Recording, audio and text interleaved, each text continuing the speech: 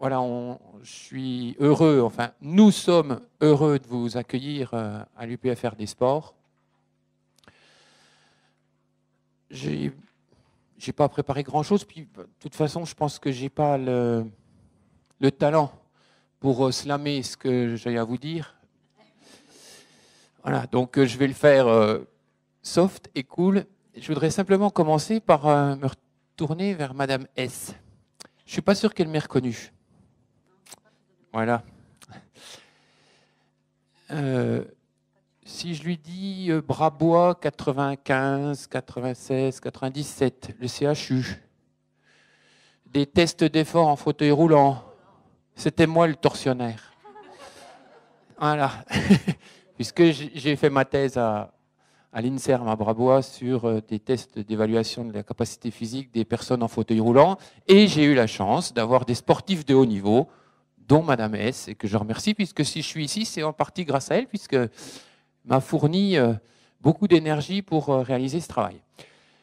C'était une petite parenthèse, mais je voulais la remercier si vous ne m'en voulez pas. Donc, on est heureux de vous accueillir aujourd'hui, puisque c'est l'ouverture, la première, je dirais, de cette collaboration que nous avons avec le Conseil économique, social et environnemental de Franche-Comté. Nous avons travaillé sur cette collaboration depuis une bonne année, je pense. Hein, voilà, et c'est l'aboutissement de ce travail collectif qui a mis un petit peu de temps, mais qui est très important parce que je vais parler du côté de l'université, et puis je pense que Jean-François parlera du côté, lui, du Conseil économique social. C'est important pour l'université, plus particulièrement pour la composante de l'université qui est le sport, anciennement les STAPS, alors c'était quelque chose qui était imprononçable, hein. Je me retourne vers Joël Mamet, sciences et techniques des activités physiques et sportives. Maintenant, on a changé de nom, on s'appelle U-Sport, U pour unité, mais aussi université, et sport, c'est beaucoup plus parlant. Et donc, on a souhaité ouvrir, et comme on a l'habitude de le faire depuis de nombreuses années, des cycles de conférences et des collaborations avec l'environnement de l'université. Et qui mieux que le Conseil économique, social et environnemental peut représenter cette ouverture. Le sport, si j'osais le dire de façon triviale, est toujours mis à toutes les sauces.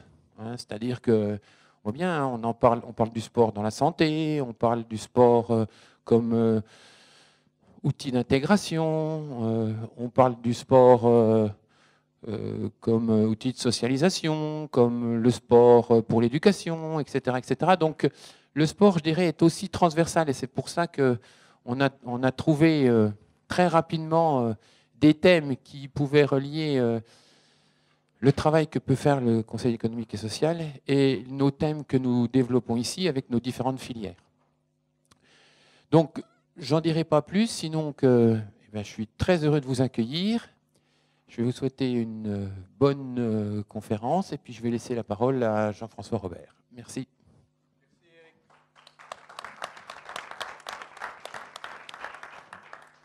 Bon, je savais qu'il ne serait pas court. Non, je plaisante. Écoute, je le connais depuis longtemps, tu ne vas pas dire que je ne te connais pas et qu'on ne se connaît pas. Pour ceux qui ne me connaissaient pas dans une vie antérieure, je suis quand même un des anciens présidents de l'Université de Franche-Comté. Donc ceci explique pourquoi c'est avec grand plaisir que je me retrouve devant vous, avec vous et à vos côtés pour inaugurer cette coopération étroite qui a mis du temps, mais c'est vrai qu'il était nécessaire de bien se cadrer, puis de choisir les bons intervenants, et je crois que nous avons tapé pile poil. Voilà, si je peux dire ça. Donc, ces entretiens croisés sont nés d'une idée de se rapprocher de la jeunesse, mais je vois qu'il n'y a pas que la jeunesse qui est là, c'est très bien, pour essayer de trouver un fil conducteur que nous aimons beaucoup au Césaire, c'est-à-dire regarder ce qui peut aider les jeunes qui, comme ce sera dit tout à l'heure, ont besoin d'un soutien. Et puis, je vous annonce dès maintenant que ce n'est pas un pétard qui va arriver comme ça puis qui va s'arrêter. Nous souhaitons poursuivre l'aventure avec l'UPFR Sport. Voilà. Alors, je pense toujours à ma mère, oui, qui expliquait à chaque fois que STAP, ça voulait dire ce que tu as dit. Et donc, je peux vous annoncer déjà qu'il y aura une suite le 4 avril, donc c'est-à-dire dans un mois, pratiquement, avec la venue de Jean-Paul Delevoye, qui n'est autre que le président du Conseil économique, social et environnemental de la République. Alors peut-être qu'il fera un solo, à moins que d'ici là, on essaie de trouver un partenaire sportif, quoique, comme on le disait tout à l'heure, chère madame, vu sa carrure, je pense qu'il a dû en pratiquer quelques-uns, alors lesquels, je ne sais pas, si c'est le sport, si c'est la 3e ligne de rugby ou tout autre. Voilà, simplement, je m'arrête là. Et puis, je vous souhaite une bonne soirée et je donne la parole au Monsieur Loyal. Merci, Monsieur le Président. Le laboratoire C3S, Culture, Sport, Santé, Société, est évidemment très heureux d'être associé à cette belle manifestation. Alors, je souhaiterais, si vous le permettez, présenter brièvement nos deux invités de ces premières rencontres. Merci à elles, tout d'abord, d'avoir bien voulu accepter cette invitation. Nous sommes tous très sensibles, très honorés par leur présence. Alors, Madame Costalescu est juriste et psychosociologue, directrice honoraire au CNRS, associée au CEVIPOF, au Centre d'études de la vie politique française Sciences Po Paris. Elle a été, entre autres, membre du Haut Conseil à la population et à la famille, de la commission Stasi sur l'application du principe de laïcité dans la République, de la commission Tello sur l'avenir de l'école. Elle est l'auteur de très nombreux ouvrages. Elle siège notamment, je ferai bref, à la commission française pour l'UNESCO. Elle a également dirigé dans le cadre du Haut Conseil à l'intégration, l'Observatoire statistique de l'immigration et de l'intégration, et elle reste fortement investie dans les questions d'enseignement au sein de la Fédération nationale des écoles des parents et éducateurs ou de la Ligue de l'enseignement. Alors parmi ces contributions les plus en rapport avec notre thématique d'aujourd'hui, je signalerai un ouvrage majeur, Les 3 âges de la laïcité, publié en 1996, un autre travail sur la laïcité à l'école en collaboration avec Jean-Louis Auduc, un principe, une éthique, une pédagogie, et puis un ouvrage de 2008 aux éditions de l'Atelier, L'humiliation, sous-titre, et ce sera certainement repris par Jacqueline dans sa conférence, Les jeunes dans la crise politique. C'est dire si, à travers son exposé, on va réfléchir sur les valeurs, les représentations de cette jeunesse, par rapport à la socialisation, par rapport à l'intégration, mais aussi eu égard au risque, à la vulnérabilité, à la précarité, à la dépendance et à la paupérisation, il faut bien le dire aussi. Concernant Béatrice, originaire de Ribeauvillé, nous avons avec nous l'athlète la plus médaillée du sport français. Son palmarès en natation, papillon, dos, nage libre, 4 nages sur 50, 100 et 200 mètres est tout simplement exceptionnel. Juge des gens, 20 médailles d'or aux Jeux paralympiques entre 1984 et 2004, 7 médailles d'or, 1 d'argent, 3 de bronze au championnat du monde, 20 médailles d'or, 3 d'argent, 1 de bronze au championnat d'Europe. Je ne parle pas du championnat de France, parce que là, nous allons dépasser encore les records des records. Et Madame S, qui a porté les couleurs du club de Célestat, est toujours détentrice de records du monde dans sa catégorie S4. Je crois 6 encore sont toujours, ou 5. Il y en a qui sont partis à Londres. Mais en tout cas, vous voyez qu'elle a fière allure encore à travers ses records. Mais elle est également membre de très nombreuses institutions, en particulier la Commission nationale des activités physiques et sportives, de l'Académie des sports du Comité olympique français, de la Commission Femmes et Sports du CIO. Elle siège en outre au Conseil économique et social d'Alsace, en qualité de personne qualifiée. Elle est officier de la Légion d'honneur, commandeur de l'Ordre national du mérite, médaille d'or de la justice des sports. Elle est aussi vice-présidente de la Fédération nationale handisport. Et je pense que dans son témoignage, on va aborder le handicap à partir de notions importantes pour la jeunesse, l'engagement, l'insertion, l'exemplarité, à travers le sport de haut niveau, où la passion, on en parlait tout à l'heure, la liberté, la curiosité vont pouvoir s'exprimer à travers des rencontres, à travers l'interculturel.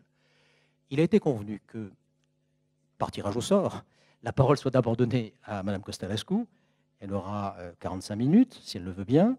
Ensuite, Mme S prendra le relais pour un témoignage, une bonne trentaine de minutes. Et ensuite, il y aura une discussion, des échanges, bien sûr, avec la salle. Et on essaiera de terminer, pour des raisons pratiques, vers les 20 heures.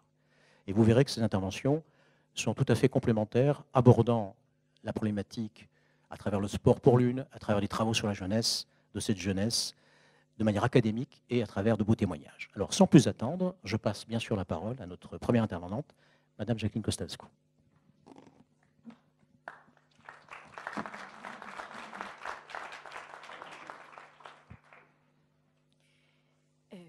Bonjour à vous toutes et à vous tous.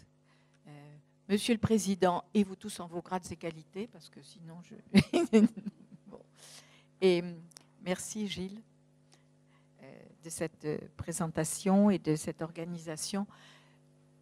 J'aimerais dire à quel point je suis heureuse de me retrouver dans cet amphithéâtre à l'Université de Franche-Comté avec une telle initiative rare, j'en connais pas trop, justement comme ça, entre le Conseil économique et social et environnemental et l'université.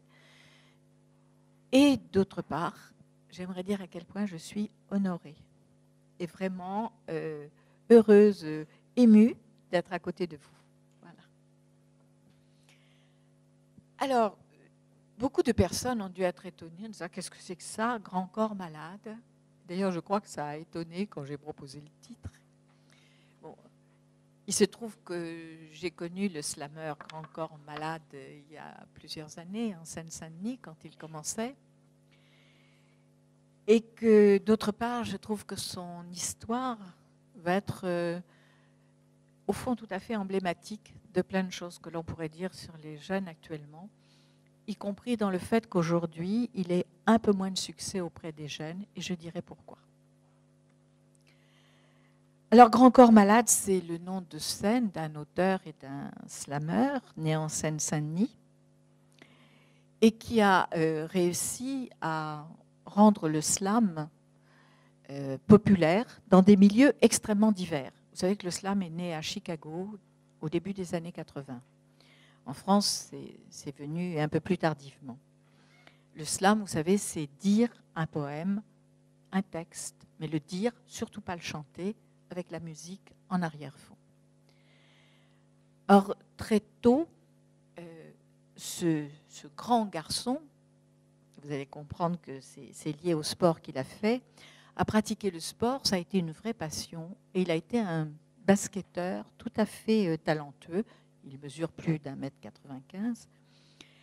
Et en tant que basketteur, il voulait aussi en faire son métier, mais en faisant alors la formation STAPS.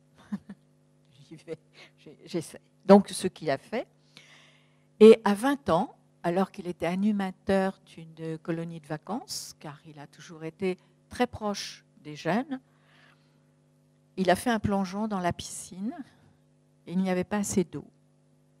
Et donc, il a déplacé, il a eu beaucoup de vertèbres déplacées, des vertèbres abîmées, et le diagnostic a été paralysie à vie.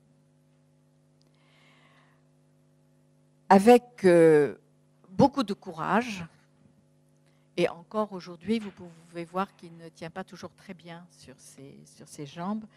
Ça a été plus d'1 an de souffrance, de rééducation, pour arriver à commencer à tenir debout. Alors, il s'est dit qu'il ne pouvait évidemment plus être basketteur, mais il a choisi de préparer le diplôme spécialisé de management sportif.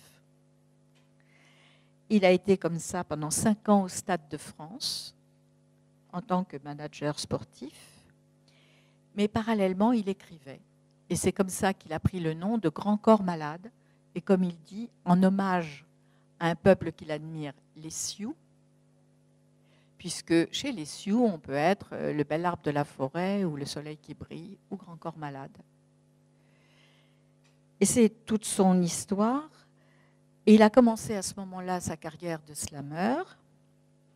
Il a fondé le Cercle des poètes avec 7 slammeurs en Seine-Saint-Denis. Il connaîtra assez vite la notoriété. Charles Aznavour va être son parrain. Et avec cette phrase assez extraordinaire, « Moi aussi, j'en ai beaucoup bavé dans ma vie ». Donc, on est bien dans le sujet de ceux qui ont vaincu quelque chose. Alors, il a écrit un livre. Il anime toujours des ateliers d'écriture avec des jeunes en Seine-Saint-Denis. Il a d'ailleurs été, et c'est des jeunes qui lui ont donné l'idée, auteur de la chanson que vous connaissez peut-être, Roméo kiffe Juliette. Et sa dernière chanson, c'est Inch'Allah. Alors, malgré son attachement à la Seine-Saint-Denis, Grand Corps Malade est aujourd'hui classé par les jeunes, on a fait des enquêtes, dans la catégorie des intellos. C'est-à-dire, c'est presque une injure pour les jeunes de banlieue. Ce qui veut dire qu'aujourd'hui, il a beaucoup de succès chez les bobos, chez les adultes, etc. On lui reconnaît beaucoup de talent, mais les jeunes l'aiment moins. Et là, je vais vous citer une phrase qui va nous mettre directement dans le sujet. J'ai essayé de comprendre pourquoi, y compris en Seine-Saint-Denis, parce que c'est son lieu, des jeunes l'écoutaient moins. Voilà ce que dira l'un des jeunes avec qui j'ai travaillé. Ça me gonfle. C'est comme s'il nous donnait des leçons. Il s'en est sorti, tant mieux pour lui. Ça n'est pas mon histoire.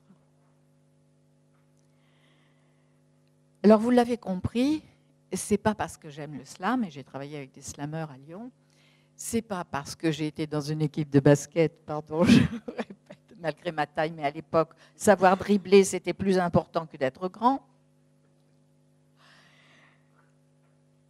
Non, c'est pas pour ça, c'est parce que j'essaye de comprendre qu'est-ce qui se passe. Et je vois Madame Tobati, qui est ici, qui a été chef d'établissement dans la banlieue parisienne, et nous avons travaillé ensemble. Pourquoi aujourd'hui des jeunes, même quand ils entendent Grand Corps Malade, disent c'est un intello et finissent par se fermer les oreilles. Alors je vous propose d'aborder la question avec 4 thèmes. Pourquoi tant de jeunes expriment le fait qu'ils ont un corps maltraité, alors évidemment l'immense majorité est en pleine forme physique, apparemment. Pourquoi d'autre part le corps est pour eux devenu un lieu d'identité, souvent un lieu d'identité narcissique. D'autre part, pourquoi le corps est devenu un espoir d'autonomie. Et enfin, et vous verrez qu'on ne va pas être que dans des propos tristes, et c'est comme ça que je passerai le relais à ma voisine, non, c'est aussi l'idée qu'avec le corps, on se construit, quelles que soient les difficultés de départ. Alors, un corps maltraité. Le comité interministériel de la jeunesse du 21 février 2013 nous présente un portrait très sombre de la jeunesse en France. Et François Hollande a dit « Faire que les jeunes vivent mieux en 2017 qu'en 2012 », car les chiffres que je vais vous donner sont de 2012, et c'est vrai qu'ils ne sont pas très réjouissants. Alors, nous n'allons pas tellement nous attacher à tout ce dont on parle actuellement, bien sûr, le décrochage scolaire. J'aimerais simplement dire que dans les recherches sur le décrochage scolaire, on avait montré une chose, le nombre de problèmes de santé non traités chez les jeunes décrocheurs. Je ne vais pas non plus vous parler de la réussite éducative, si ce n'est que maintenant, l'un des grands thèmes prioritaires, c'est justement le corps, la santé, et plus seulement les performances intellectuelles à l'école. Je ne vais pas vous parler du chômage, mais maintenant les moins de 25 ans, vous le savez, sont dans la catégorie où ils sont le plus chômeurs. Alors on voit une dégringolade des performances scolaires actuellement et des inégalités qui se creusent en fonction du milieu d'origine.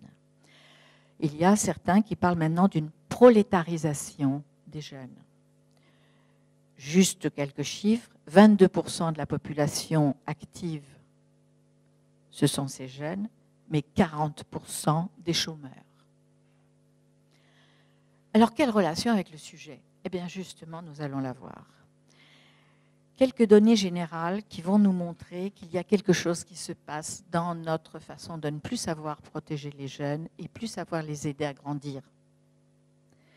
La protection sociale dont bénéficient les jeunes est inférieure à celle des adultes. Les moins de 30 ans représentent 5% des personnes pauvres. Plus d'1 million de jeunes sont dans une situation de grande précarité. 34% des étudiants renoncent à des soins faute de moyens financiers. 35% aujourd'hui.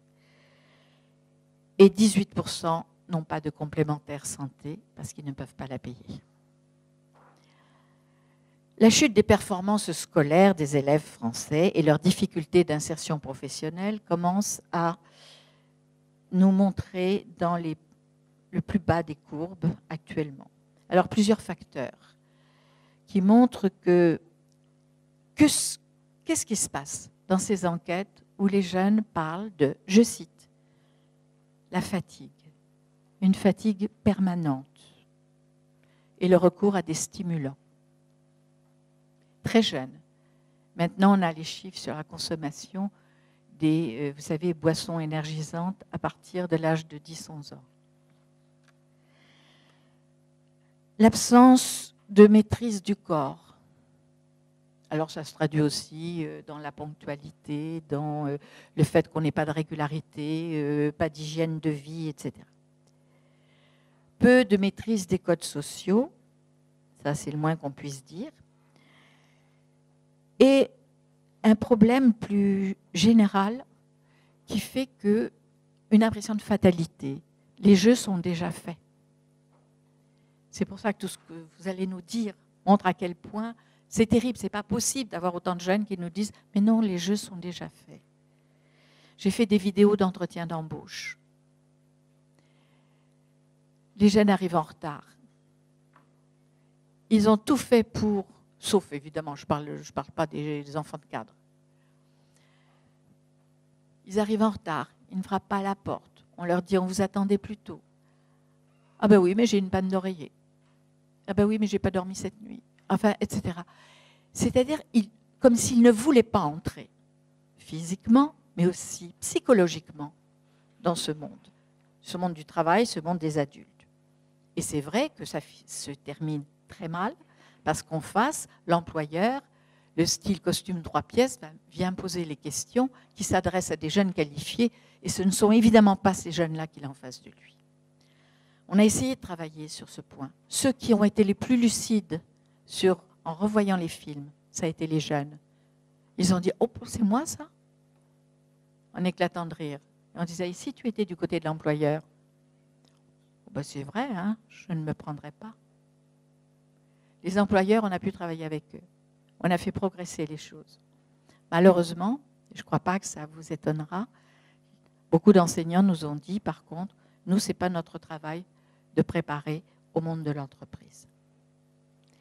Alors, dans les comparaisons internationales, les jeunes Français sont les champions d'une chose.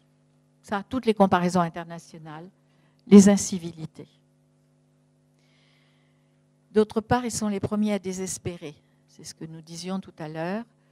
Il y a une enquête qui a été faite avec des organisations internationales. Les jeunes Français, dans leur espoir d'un avenir meilleur, passent après les jeunes Afghans. Les jeunes Français apparaissent comme peu doués dans l'expression orale parce qu'ils n'osent pas. Dans la dernière enquête PISA, ce sont ceux qui se sont le plus abstenus. Ils n'osent pas répondre. Alors, bon, c'est dans la même ligne que la France est le premier pays pour le suicide des jeunes dans l'Union européenne, le premier pays pour les conduites à risque et les jeux à risque, le premier pays pour l'usage précoce du cannabis. Alors, nous ne sommes pas les premiers, mais pas trop mal placés sur le tabagisme et l'alcoolisme précoce. Et on commence à voir se développer le fameux binge drinking, qui est le fait de boire jusqu'à la limite du coma éthylique, et cela déjà au collège. Alors, bien sûr, il y a des modes, il y a des expressions qui dépassent tout à fait l'hexagone. L'ennui, c'est que dans les comparaisons internationales, et maintenant elles se répètent, nous sommes vraiment dans la tranche la plus préoccupante. Alors, sans compter un corps qui, justement, que l'on finit par maltraiter soi-même. Des scarifications, des mutilations, des piercings et tatouages dans des endroits qui font particulièrement mal. Alors, oui, un corps maltraité, mais qu'est-ce qui se passe? Alors, le deuxième point, c'est que c'est le corps lui-même qui devient un lieu de l'identité. Alors bon, l'adolescence, c'est le moment de la vie où le corps se transforme, il y a toutes les transformations, c'est tout à fait normal, ça a de tout temps été. C'est celui aussi des interrogations. Alors aujourd'hui, ce que l'on voit, c'est une quête identitaire des jeunes qui est vraiment existentielle. Ce n'est pas seulement, je me demande un peu qui je suis, et puis on lit des textes là-dessus, et puis on rêve, et puis non. On a des interrogations sur les origines, des interrogations sur l'identité ethnico-culturelle. Pour des gens de ma génération, c'est impensable, on ne se posait pas du tout ces questions-là. Et puis, sur les croyances et l'identité religieuse, à travers les pratiques, un luxe de pratiques pour prouver que l'on appartient à telle communauté religieuse, d'où évidemment le développement des mouvements intégristes, avec des pratiques visibles et des pratiques sur le corps, et des pratiques où on se fait mal, et des pratiques où on est malheureux, mais on gagnera peut-être le ciel avec ça. Et puis sur l'identité sexuelle. Alors là, on est tous d'accord, dans les établissements scolaires, c'est plus difficile de faire de la mixité. Le sexisme est devenu la première forme de discrimination avec l'homophobie. Et que nous avons donc des problèmes d'identité où comment s'affirmer comme garçon, comment s'affirmer comme fille, avec cette idée qu'il y a aussi des affiliations de territoire, mais que l'identité sexuelle est première. Alors au moment où la société parle du mariage pour tous, vous voyez des jeunes qui, eux, se posent des questions et avec des phrases que je crois jamais, moi je n'avais entendues, du genre, mais madame, pourquoi on ose dans les hôpitaux français donner le sang d'une femme à un homme? Classe de première. Mais vous savez, les femmes ont des cerveaux plus petits, on le sait. Et puis, elles sont plus faibles, mais elles se rachètent parce qu'elles portent les enfants. Bon, donc, nous sommes dans une situation où manifestement il y a un désarroi, les jeunes ne savent plus très bien comment faire. Et il faut bien dire que les cultures médiatiques, là, en rajoutent.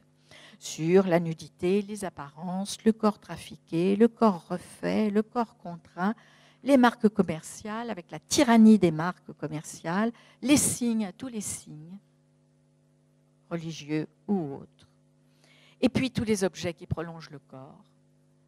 Et vous savez qu'aujourd'hui, on a une pathologie psychiatrique de l'usage des mobiles présentée comme une sorte de prolongation de la main. Et c'est comme s'il y avait une amputation, le fait d'avoir son mobile volé. Alors, oui, il se passe bien quelque chose. Et on se dit, mais je ne peux pas développer les causes. Peut-être dans le débat, on en parlera, mais bon.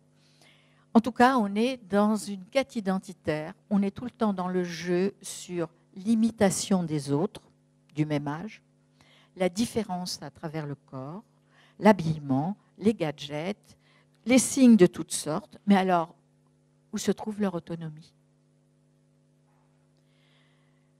Le corps, espoir d'autonomie. le premier espoir d'autonomie, c'est d'avoir des relations sexuelles. Avec une sacrée confusion entre le passage à l'acte et le fait d'aimer quelqu'un. Je travaille beaucoup avec les adolescents là-dessus. Quand j'essaye de leur faire comprendre que le passage à l'acte, ce n'est pas un geste d'amour, eh bien, il nous faut du temps et on finit par retravailler sur, par exemple, la carte du tendre. C'est-à-dire comment apprendre que l'autre existe, qu'il désire des choses, qu'on apprend à le connaître, qu'on peut lui faire plaisir, etc.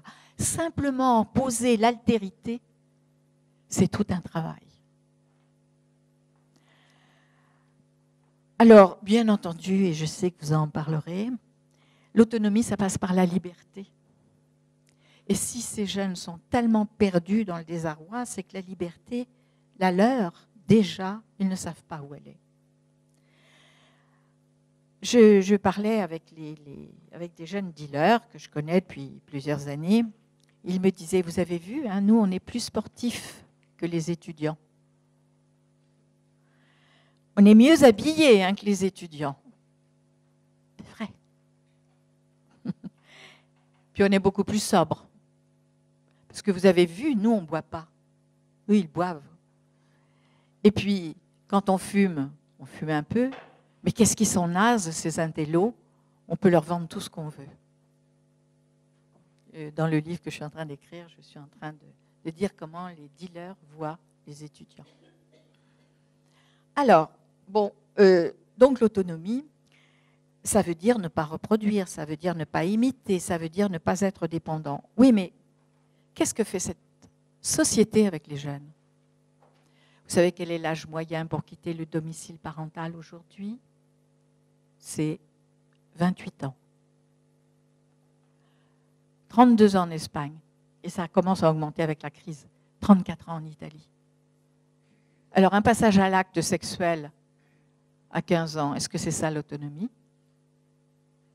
Alors que, comme ils disent, on attend que les parents soient partis faire les courses pour utiliser leur chambre. Donc, ce sont des questions, excusez-moi, un peu dérangeantes, mais ce sont celles dont on parle avec les jeunes, y compris dans des milieux assez différents. Et quand après on dit aux parents, mais vous vous rendez compte un peu de ce qui se passe actuellement, ils ont très souvent un certain aveuglement sur tout ça. Alors, on oublie le plaisir que les plus petits ont dans l'apprentissage de la marche, du saut, de la natation, du ski, de la bicyclette. Et aujourd'hui, on a des ados qui ont eu tous ces plaisirs, toutes ces découvertes, qui ont fait un progrès considérable. Et même, on se dit, plus ça va, plus ils sont éveillés, plus tôt. C'est vrai. Et arrivé à l'adolescence, on a l'impression que quelque chose tombe. Alors, un peu comme une sorte d'angoisse, quelque chose où on n'ose pas. Vous savez, l'enquête chez les jeunes des quartiers nord de Marseille, ces jeunes qui ne sont jamais allés se baigner dans la Méditerranée. J'étais à Stein il y a quelques jours. Le maire de Stein me dit, vous savez, on était très contents pour les emmener à un spectacle de théâtre, etc. Ils ne savaient même pas mettre le ticket de métro dans l'appareil. Ils n'avaient jamais franchi le périphérique. Cette relation à l'extérieur, au voyage, à l'autre, qu'est-ce qu'on a fait pour ne pas trouver les moyens, et le sport aurait été un merveilleux moyen, qui leur aurait permis de sortir de leur quartier, sortir de chez eux. Mais entre nous, il n'y a pas besoin d'aller en banlieue pour trouver une difficulté à sortir du cocon. Alors, certains parlent, les psychanalystes, de la couvade prolongée par les mères. C'est vrai, on n'est plus dans le paternalisme aujourd'hui, mais plutôt dans le maternalisme. De la peur du risque des accidents et d'un principe de précaution que l'on a pour tout. Mais même faire du sport, vous vous rendez compte, il pourrait se faire mal.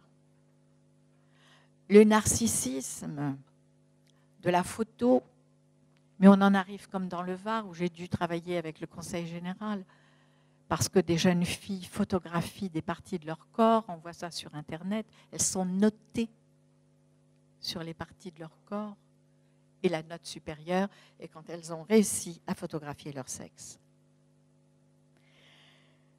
C'est le « j'ai pas envie » comme justification suprême pour ne pas faire. Et quand on leur dit « mais on peut trouver l'envie de faire les choses au fur et à mesure », non, j'ai pas envie. C'est la logique du eux et nous, de l'entre-soi. Et puis la sécurité, le goût de l'argent. Alors autrement dit, on se demande, mais est-ce qu'on n'a pas, avec notre société, produit des enfants rois, devenus des enfants tyrans, et qui maintenant sont des jeunes, pour reprendre le terme de Rimbaud, assis. Alors, oui, ça fait beaucoup de déceptions, beaucoup de désillusions chez les jeunes qui ne se sentent pas bien. Ils ont peur de ne pas avoir d'autonomie financière, peur un peu de l'étranger, peur de plein de choses, peur d'être dans la dépendance, mais ils le sont. Et finalement, le sport, majoritairement, on parlera après des autres. Hein. Pour le moment, on est dans le constat de ce qui a y compris été discuté au comité interministériel. Le sport, c'est plutôt dans le canapé. D'ailleurs, autrefois, on s'asseyait sur un canapé. Maintenant, on s'assied dans un canapé avec la bière, les chips et on regarde le foot. Alors, où se trouve le rôle du courage, de la volonté, de la solidarité et du partage dans l'épreuve? Où se trouve le désir de faire mieux, de se prouver qu'on peut y arriver, de sortir de la précaution ou du catastrophisme ambiant? Eh bien, ça voudrait dire assumer des ruptures, des expérimentations, des erreurs, des échecs en recommençant. Et la peur de l'échec, on l'a vu, n'est-ce pas, Madame Tobati, dès maintenant, les établissements scolaires, ils sont tellement évalués, tellement notés, etc. Ils sont prisonniers de ces évaluations permanentes. Ça, ce n'est pas l'effort pour faire mieux, pour se prouver qu'on peut faire quelque chose. La note en permanence, c'est évidemment une source d'angoisse et non pas de volonté de faire mieux. Donc, voilà. Mais pourtant, on peut dire qu'il y a tous les autres signes d'espérer et tous les leviers que l'on voit avec un corps en construction. Un corps en construction et qui permet de trouver son identité, qui permet de lutter contre toutes les formes de maltraitance et qui permet de se retrouver, y compris le plaisir d'être soi. Alors, je terminerai, et ce serait dans cette partie positive une façon de tendre la main à mon amie et voisine. Voilà. Alors, un corps en construction, justement, vive le sport, vive la culture artistique, vive l'engagement, vive le fait d'avoir une discipline qui consiste à faire du théâtre ou bien à apprendre un instrument de musique, à faire de l'entraînement. Et oui, pour arriver à un moment donné au plaisir. Alors, Grand Corps Malade écrit combien il était brisé, immobilisé et comment il s'est reconstruit. Et comme il a dit, d'autres ont eu la chance de ne pas avoir à le faire, de se reconstruire. Alors, essayons de dire, nous qui avons eu à nous reconstruire, mais qu'ils en profitent d'avoir un corps en pleine santé, qu'ils y aillent. Alors, comment on fait? Peut-être que si on commençait à parler de ce que c'est que le courage et la volonté, et que ça n'est pas que de la souffrance, et que de toute façon, c'est une façon aussi d'apprendre que l'on est soi, du rôle de la solidarité, du partage dans l'épreuve, du désir de faire des choses et du désir qui fait qu'on aura un bonheur différé. Combien de jeunes me disent « Oh, si on pouvait avoir des coachs !» Ça, au moins, ça, le terme, il est passé. Des coachs. Alors, on veut bien travailler pendant 15 jours, mais alors vraiment, à fond, sans dormir. Et puis que ça paye, on leur dit « Mais oui, mais malheureusement, ça, non, c'est des années. » Ah ben non, alors là, non. Il y a une relation à la temporalité du corps.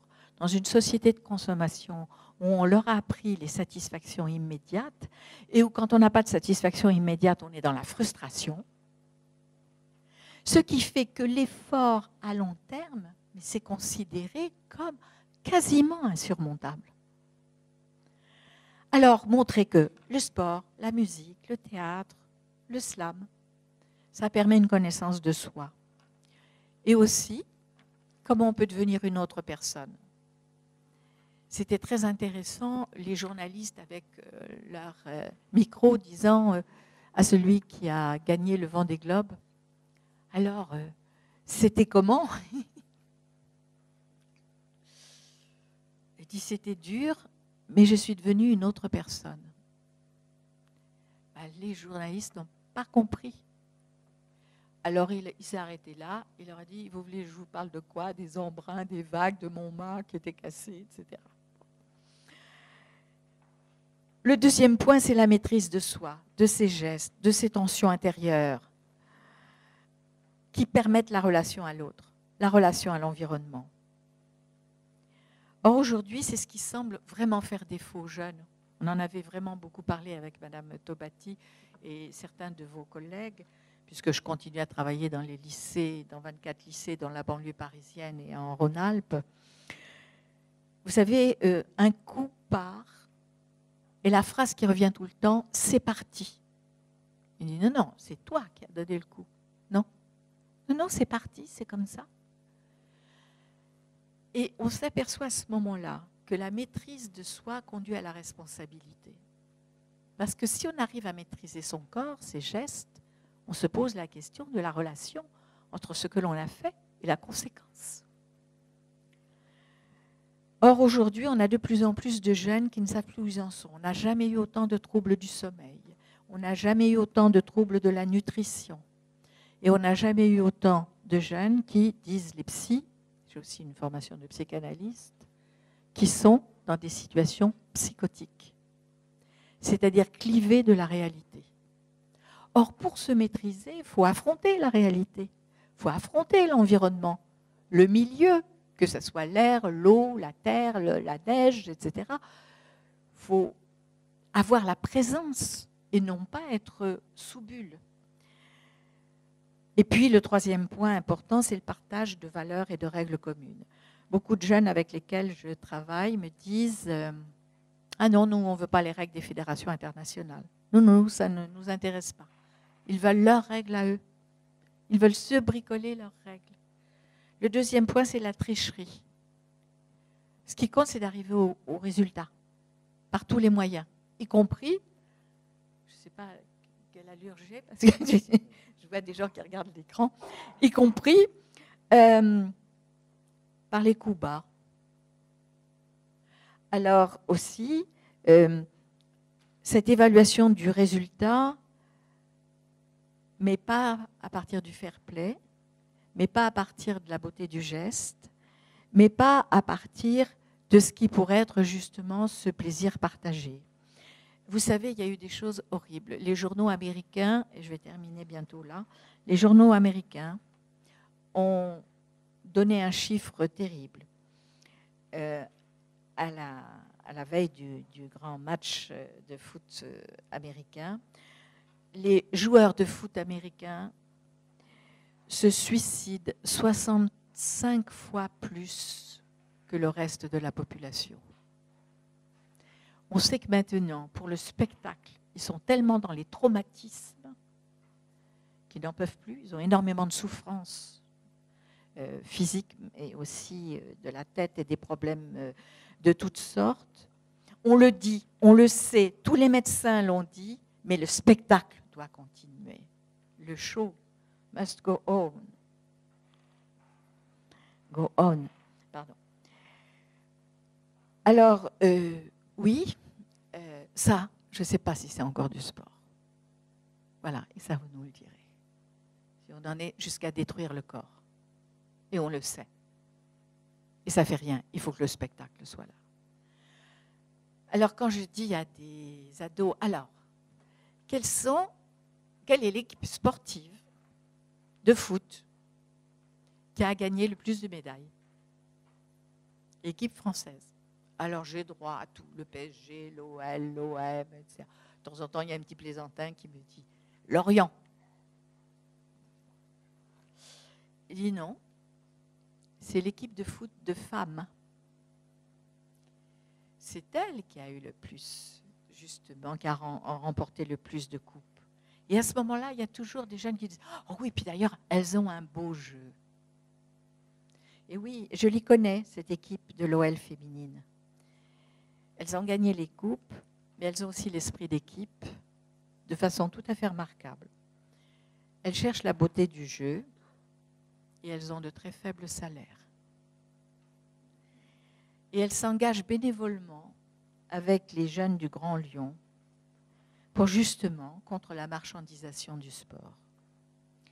Alors c'est aussi tout le succès grandissant des Jeux paralympiques, de toutes ces personnes qui, comme vous, montrent aux jeunes que le plaisir de faire des choses, même si ça passe par des moments de souffrance, même si ça passe par des moments d'entraînement où on a envie d'en finir, mais que ça vaut la peine de faire quelque chose avec son corps et pour dépasser le fait que socialement, nos jeunes sont un grand corps malade, alors que certains qui ont pu avoir des difficultés avec leur corps montrent le plaisir de faire du sport, de la musique, du théâtre. Et c'est pour ça à quel point je suis heureuse, honorée de vous passer le micro.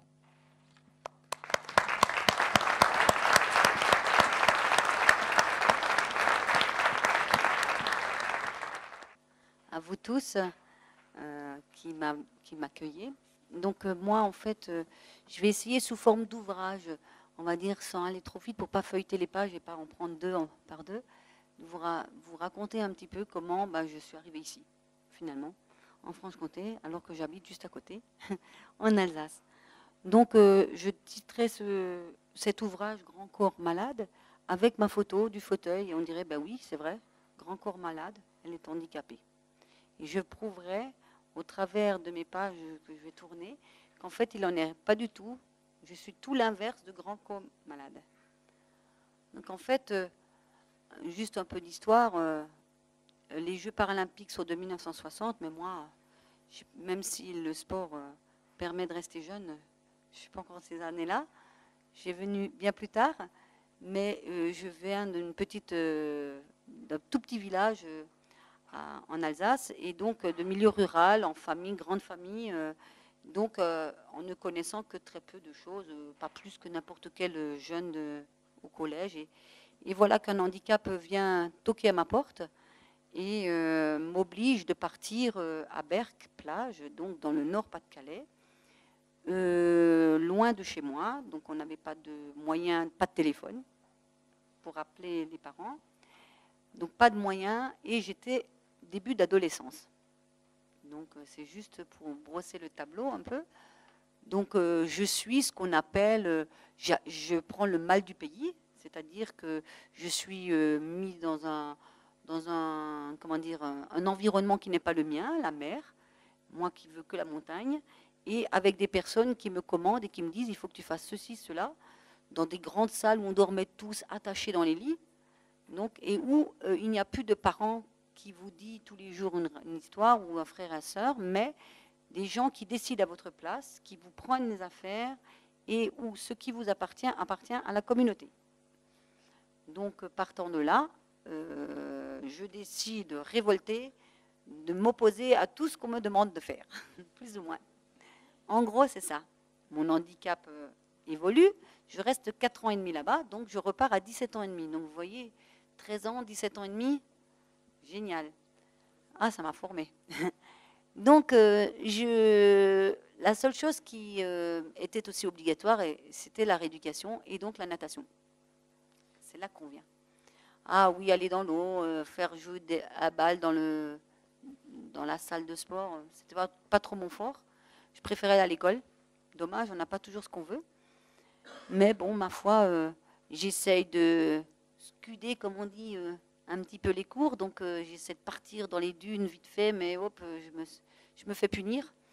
Et puis à force de punition, je me dis que finalement, je me donne le bâton pour me faire battre, que c'est un peu bête.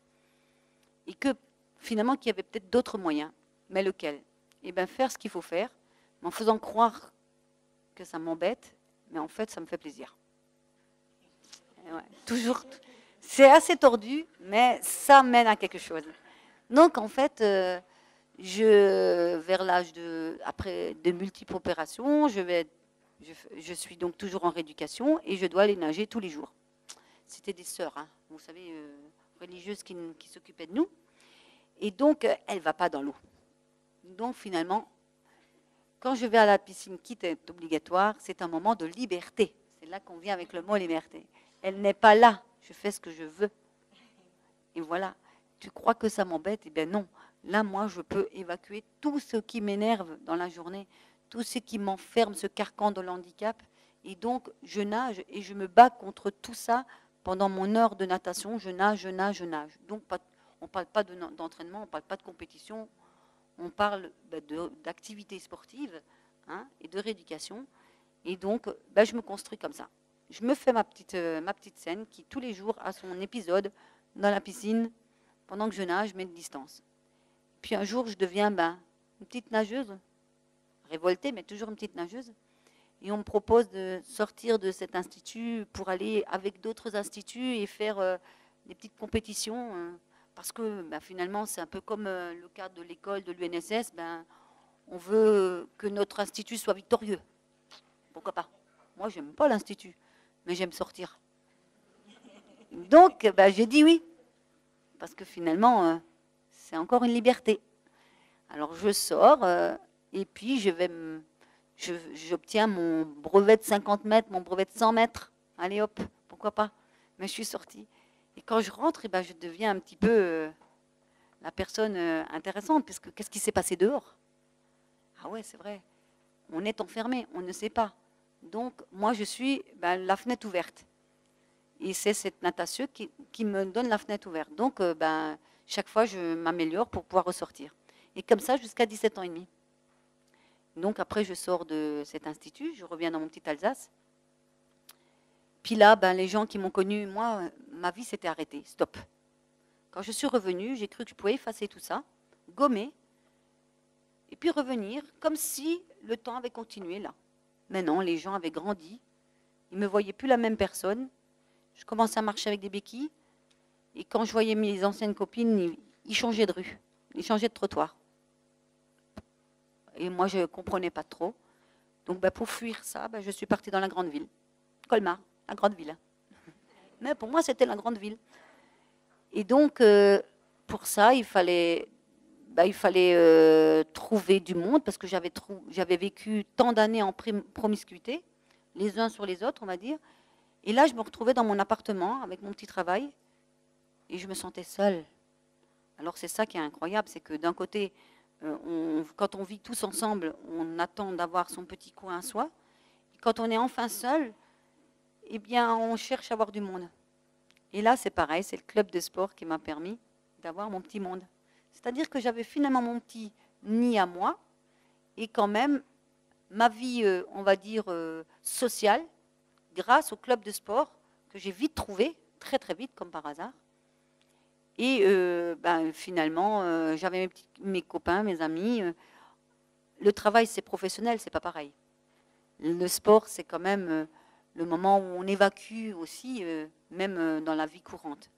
Donc, j'ai commencé après, en fait, cette année totale, puisque j'ai fait encore des études sur Belfort. Et je suis rentrée comme ça dans la vie. Et puis, j'ai nagé. Puis, j'ai connu mon mari. Toujours par la natation. Il nageait aussi.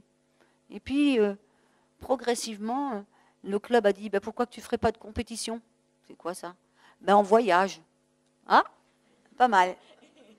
On va faire des compétitions d'abord dans la région, puis si tu es bonne, tu pourras aller au niveau français. Ça m'intéresse. Donc, voilà, je me suis mis à m'entraîner de mieux en mieux pour arriver à faire les minima qualificatifs, d'abord régional, et puis après national, et puis voilà que j'allais au championnat de France. Et j'étais contente, donc on est arrivé dans les années 80 quand même, au fil du temps. Et j'avais 19 ans. Et puis, voilà, ma vie se construisait tout doucement. Et je me suis dit, oui, tu travailles, tu nages, tu habites. J'avais un ami qui est devenu mon mari après. Puis je me suis construit, j'ai mis du temps, hein, parce qu'après 7 années en institut, je vous assure que vous n'allez pas vous mettre en vie de couple tout de suite. Il faut d'abord profiter de la vie. Donc j'ai pris un peu de retard, mais je me suis rattrapée. Donc le sport m'a beaucoup aidée, puisqu'il y a une troisième mi-temps, un petit peu, pas de boisson, mais surtout on allait manger de la cochonaille, en alsacien. Mais bon, je veux dire, on avait des moments sympathiques de troisième mi-temps où on se retrouvait, où chacun racontait. Et voilà, j'ai construit mes quelques années. Je suis devenue progressivement une petite athlète. Et puis, bien sûr, j'ai fait les minima internationaux. Et ouais, alors là, j'avais le droit de partir à l'étranger, en Angleterre. Et j'ai fait mon baptême de l'air, attention, dans un avion de l'armée de l'air. C'était pas une première. Ah oui, pour lancement de troupes, c'était les Transal. Donc si ça vous dit, c'est juste pour vous dire à quel point on est naïf, comme ça, on arrive sur l'aéroport Villacoublay et on cherche le petit avion blanc qui va vous amener. Et en fait, c'est le gros avion vert par lequel vous rentrez par l'arrière. Donc c'était pour vous dire que c'était le temps antique des Jeux. Même si j'ai pas commencé dans les années 60, j'étais encore dans l'antiquité des Jeux paralympiques au niveau de l'histoire. Mais on avait beaucoup de fraternité, beaucoup d'amitié. Et j'ai vécu des jeux formidables. Et j'ai commencé à me dire, mais c'est génial. Je m'y fais, je veux progresser. Et puis progressivement, j'ai fait les Jeux paralympiques de 84. Mon mari est venu, enfin, mon ami, à cette période-là, est venu en supporter. On avait un petit club de supporters qui venait, parce qu'à ce moment-là, personne ne s'intéressait trop aux Jeux paralympiques. On avait nos amis qui s'y intéressaient. Et donc, ils venaient en supporters. J'ai fait 84, j'ai fait 88. En 88, j'ai eu même un ami journaliste qui est venu, qui m'a même donné un numéro PCV. Je pouvais appeler pour donner des nouvelles. Même si certains pensaient qu'on allait se faire du bien pour faire... Oh, les handicapés font du petit sport pour faire du bien. Eh bien non, il y en a qui croyaient en ce qu'on faisait. Puis nous, on était heureux. Je pense qu'on ne se posait pas la question de se demander est-ce qu'on voulait être vedette. On était heureux, on essayait de gagner sa médaille quand même. Et puis voilà, j'ai fait ma partie antique des Jeux, on va dire, comme ça. Après, en 89, je me suis mariée. J'ai quand même décidé un jour de m'installer, de me marier et d'avoir un enfant. Donc en 92, excusez-moi, j'étais enceinte. Donc je n'ai pas pu faire les Jeux. Et puis je suis revenue... bien sûr, à mon sport, parce qu'une fois que j'avais tout construit, ma vie, le sport est revenu toquer à la porte, parce que c'était bien beau, je suis une femme, mais je n'avais pas envie de passer ma vie seulement à m'occuper des enfants et ceci, cela. Je n'avais pas vraiment beaucoup de choses d'intéressant. Et puis, en même temps qu'on se construit dans le sport, je dis toujours, on devient curieux en même temps. On a envie de vivre des choses et pas de rester simplement à rien faire. Donc, j'ai cherché, d'abord j'ai fait bébé nageur, c'était l'occasion de se retourner dans l'eau, parce que, comme je le dis souvent, quand il y a de l'eau qui effleure ma peau, c'est mes écailles qui se lèvent. Donc forcément, la petite nageuse que je suis renaît. Et donc forcément, j'ai commencé par les bébés nageurs au début, et puis j'ai commencé à nager un peu. Puis avec mon mari, on a décidé, oui, 1 fois ou 2 fois par semaine, pourquoi pas. 1 an et demi après, je partais déjà au championnat d'Europe. Mais ça fait rien. J'étais heureuse, je m'occupais des enfants la journée, puis le soir, je partais m'entraîner. Et c'est ainsi que j'ai préparé les Jeux, mais j'ai voulu cette fois-ci changer. C'est-à-dire que je me suis dit, si tu repars avec des efforts, avec les enfants et tout, il faut que ça ait un sens.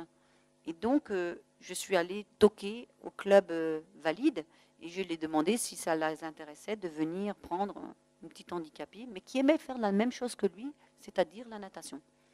Et j'ai trouvé un jeune entraîneur qui m'a dit, écoute, si tu as la même passion que moi, pourquoi pas? On apprendra l'un de l'autre. Et j'ai eu vraiment cette chance. Et je suis partie donc nager avec les jeunes valides. Alors, ce n'était pas facile, parce qu'il ne faut pas croire, on parlait du corps, mais le corps est important.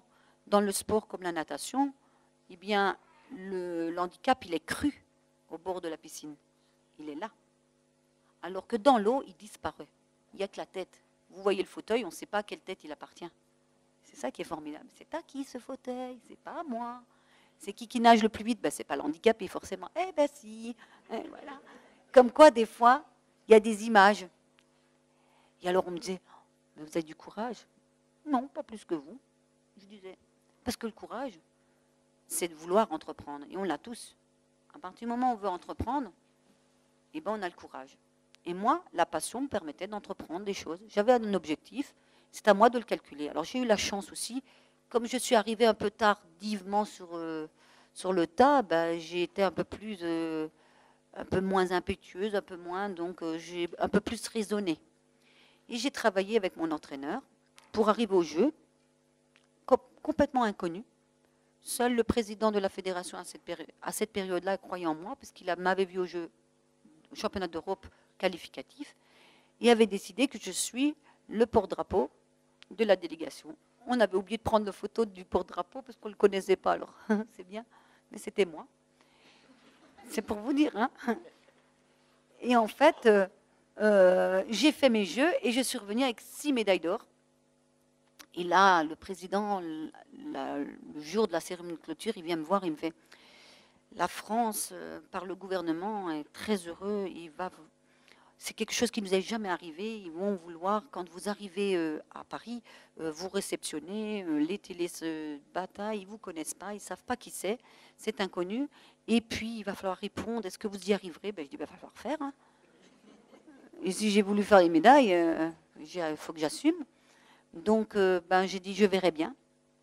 Et puis, vous serez reçu à l'Élysée. Pour la première fois, on va reconnaître. Donc, M. Chirac a décidé de vous reconnaître avec les valides. Eh bien, ça sera super. Et puis donc, j'ai vécu un moment incroyable, complètement. Donc, j'ai fait une première en direct avec Bernard Tapie. J'ai appris la communication. Ne vous inquiétez pas. Et puis, j'ai même fait des faux directs où je me suis pliée à tout ce qu'il faut parce que le sportif sait s'adapter normalement. Hein. Donc, je me suis adaptée. Et puis, j'ai appris ce qu'était vraiment la reconnaissance, c'est-à-dire les plateaux télé et tout. Mais c'est fantastique. Et je me suis dit, quand je rentre à la maison, j'ai ma petite famille. Tout est de nouveau normal. Je retrouve ma famille qui vit dans sa montagne, enfin, à droite. Et puis, je vois de nouveau mes racines. Et je me demande quelle est la vraie vie. Est-ce que c'est celle que je vis là ou est-ce que c'est celle qui est mes racines? C'est pas facile. Et c'est vrai que l'âge m'aidant quand même pour réfléchir, je me suis dit, si je m'arrête là, je serai éphémère comme un papillon. On aura oublié. Par contre, si je continue, ça aura un but. Parce qu'on n'oublie pas les choses qui deviennent pérennes. Et donc, c'était à moi de décider. Bien sûr, on a fait des conseils de famille, hein, parce qu'on ne décide pas tout seul. Hein. Une victoire, ça, c'est un travail d'équipe, même si c'est dans un sport individuel.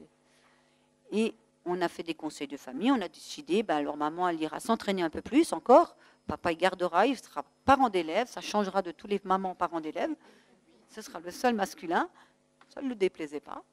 Et ensuite, maman, elle sera là au coucher, mais un peu fatiguée.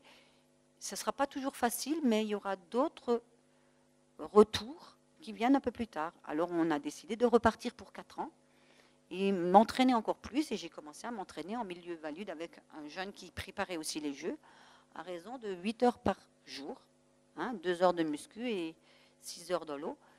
Bien sûr, mon handicap est évolutif, mais je faisais fi de mon handicap, vraiment, et je voulais aller droit vers ce qui m'intéressait, mon objectif. Alors, c'est vrai qu'on le paye après un peu, mais ça ne fait rien. Ce que j'ai vécu, je l'ai vécu. Et je suis partie pour Sydney avec, dans ma tête, vraiment faire le maximum, sachant qu'il faut évoluer pour pérenniser en sport et que si on stagne, eh bien, on régresse. Donc, mon but, c'était de progresser. Donc, chaque année, au championnat d'Europe ou au championnat du monde, je battais mes records du monde. Donc, c'est sûr que d'une Paralympiade à l'autre, ça a fait un gros trou. Mais, donc quand on regarde le World Paralympic Record, c'est un gros trou. Par contre, chaque championnat, on voyait comme quoi je progressais. Chaque fois que j'arrivais, les autres, ils voulaient que je sois américain ou que je sois de tel pays parce qu'ils ne comprenaient pas qu'une Française, ça ne faisait pas trop partie. Et puis, bon, ma foi, j'étais plus vedette dans un autre pays que dans le mien au début, au niveau médiatique. Quand je suis arrivée à Sydney, c'est simple, on regardait sur la liste quand c'est que Béatrice Hess, elle nageait, et hop, il y avait tout de suite un traducteur et des télés qui étaient là. Bon, moi, j'étais très contente. Et puis, je me suis dit, maintenant, je me rappelle que j'avais mangé avec le président de la République avant de partir et qu'il avait demandé, eh bien, vous, Madame Hess, vous pensez faire quoi? Je dis, elle m'a ramené une médaille. Il m'a regardé. Je dis, oui, j'ai pas fait tout ça pour venir. Oui. Pour moi, c'était logique. Il faudrait me traîner pour pas que je gagne, parce que j'avais sacrifié tant de choses. Et donc, j'ai fait tout ça. J'ai effectivement gagné 7 médailles d'or. Je me suis bluffée. Et c'est là où je dis que j'ai fait ma victoire, parce que en gagner, c'est pas tout. Je crois que c'est quand on dépasse ce que soi-même on croit pouvoir, c'est-à-dire où on s'impressionne, on se dit c'est pas possible. Je savais que j'allais gagner, mais jamais je pensais battre des records du monde comme ça. Et je me souviens que ma première course à Sydney, mon entraîneur était à côté du ministre des Sports, qui était alors Madame Buffet. Il disait, mais elle ralentira, mais elle ralentira. Et Madame Buffet, qui ne comprenait pas, qui disait, mais pourquoi un entraîneur dit à son sportif de ralentir au jeu? Et en fait, j'étais en série et je battais le record du monde. Et elle avait peur qu'en finale, je ne puisse pas refaire. Mais je l'ai rebattu encore une fois. C'est que ça. J'avais toujours l'impression qu'il y avait un requin qui allait me manger derrière. Et hop, j'y allais. Donc, en fait, c'était devenu ma culture. Et en fait, quand j'ai gagné ces médailles, après, je me suis dit, mais c'est bien, mais qu'est-ce que tu fais de tout ça? Tu as de nouveau la notoriété. Et j'ai décidé que je donnerai au sport ce qu'il m'a donné, parce que finalement, grâce à mon handicap, j'ai fait du sport. Grâce au sport, je suis ce que je suis et que je suis ici. Et donc, j'ai commencé tout doucement. D'abord, je suis retournée nager en 2004 parce qu'il n'existait pas encore la VAE vraiment, notamment en handisport. Donc, grâce à des partenaires, je suis allée faire à l'UTBM un peu de formation parce que j'avais besoin de comprendre aussi les racines du sport, comprendre l'histoire. C'était bien simple de faire du sport, mais je crois que si c'est que les muscles et c'est pas la tête, ça ne va pas. Je pense que c'est de pair. Un bon sportif doit aussi être bien dans sa tête. Enfin, je veux dire, ça va ensemble. Et ma curiosité était là, donc j'ai fait une formation pour le plaisir d'apprendre, on va dire. Et à parallèle de ça, je suis rentrée au Césaire, où j'ai encore fait d'autres formations, celle de l'éducation sociale, apprendre avec les gens, dans le social, dans la population, parce qu'en fait, avec tant d'années de sport seul, avec tant d'années donc individuelles, où on travaille quand même individuellement, avec tant d'années de promiscuité, et bien finalement, j'avais pas du tout la bonne éducation, on va dire, de la collectivité sociale et tout ça, et je l'ai appris au travers de mes collègues, à travers de tous les avis qu'on a fait. J'ai appris finalement la vie, tout simplement, et je suis très heureuse de le faire encore. Pour moi, c'est ma vie sociale et professionnelle. Et ensuite, je me suis dit que c'est bien beau, mais après, il faut donner aussi. On peut faire des conférences, c'est vrai, mais c'est pas seulement ça. Alors, en général, on éduque les gens, soit de deux manières, soit on devient prof, on va dire, hein, mais je n'avais pas le bagage à ce moment-là intellectuel. En fait, du moins, je pense. Hein, j'ai découvert que j'aurais été très bien avec les enfants, mais je n'avais pas le bagage et il n'y avait pas les moyens de faire des valorisations d'acquis et tout ça. Donc, je suis devenue dirigeante. Je n'ai pas voulu être entraîneur parce que je trouvais que j'aurais été trop stricte, dans le sens que je voulais dominer le résultat comme j'avais dominé ma personne et que je ferais du mal à l'autre plutôt que de faire du bien. Donc j'ai plutôt pris la partie dirigeante en me disant que finalement je pourrais donner au sport ce qu'il m'a donné, tout en ne faisant pas de mal, en ne voulant pas être excessif. Et donc je suis devenue progressivement secrétaire générale, parce qu'on est une femme, on est aussi souvent secrétaire. Je ne fais pas le café, hein. Et puis j'ai été élue en international dans Femmes et Sport. J'ai travaillé sur des boîtes à outils pour que les femmes puissent devenir dirigeantes, hein, en international aussi, dans des pays où la culture, où la religion empêche justement ces femmes de faire ce qu'ils aiment. Et j'ai travaillé avec Nawal Moutawaki au Maroc et ainsi de suite. On a beaucoup fait de choses. Bien sûr, mon but, c'était surtout d'enlever l'handicap, parce que je ne voulais pas que... C'était le mot sport qui était primordial, et que finalement, l'handicap venait en plus. Je me rappelle avoir été allée au Niger, tout seul, en 2003, et pour faire une conférence sur la femme et le sport. Vous imaginez, je suis arrivée là-bas comme si j'arrive en Allemagne, donc j'avais aucun papier, j'arrive, bonjour, c'est moi. Et bon, ben, c'était pas évident, mais n'empêche qu'ils ont été complètement... il n'y avait que des hommes. J'ai dit heureusement que je suis arrivée. Hein, et puis finalement, on a réussi à y arriver par la discussion, l'explication. Je suis allée voir du hockey féminin, par exemple, où il y avait des hommes qui me disaient après « Oh, mais c'est pas du hockey ». J'ai dit « Ouais, parce que tu vois le mot « homme », hockey, mais pas le mot « H » de hockey, le sport. Parce qu'il y a peut-être plus de finesse chez les femmes et plus de bagarre chez les hommes. Mais c'est du sport. Et voilà, en fait, on a trop tendance...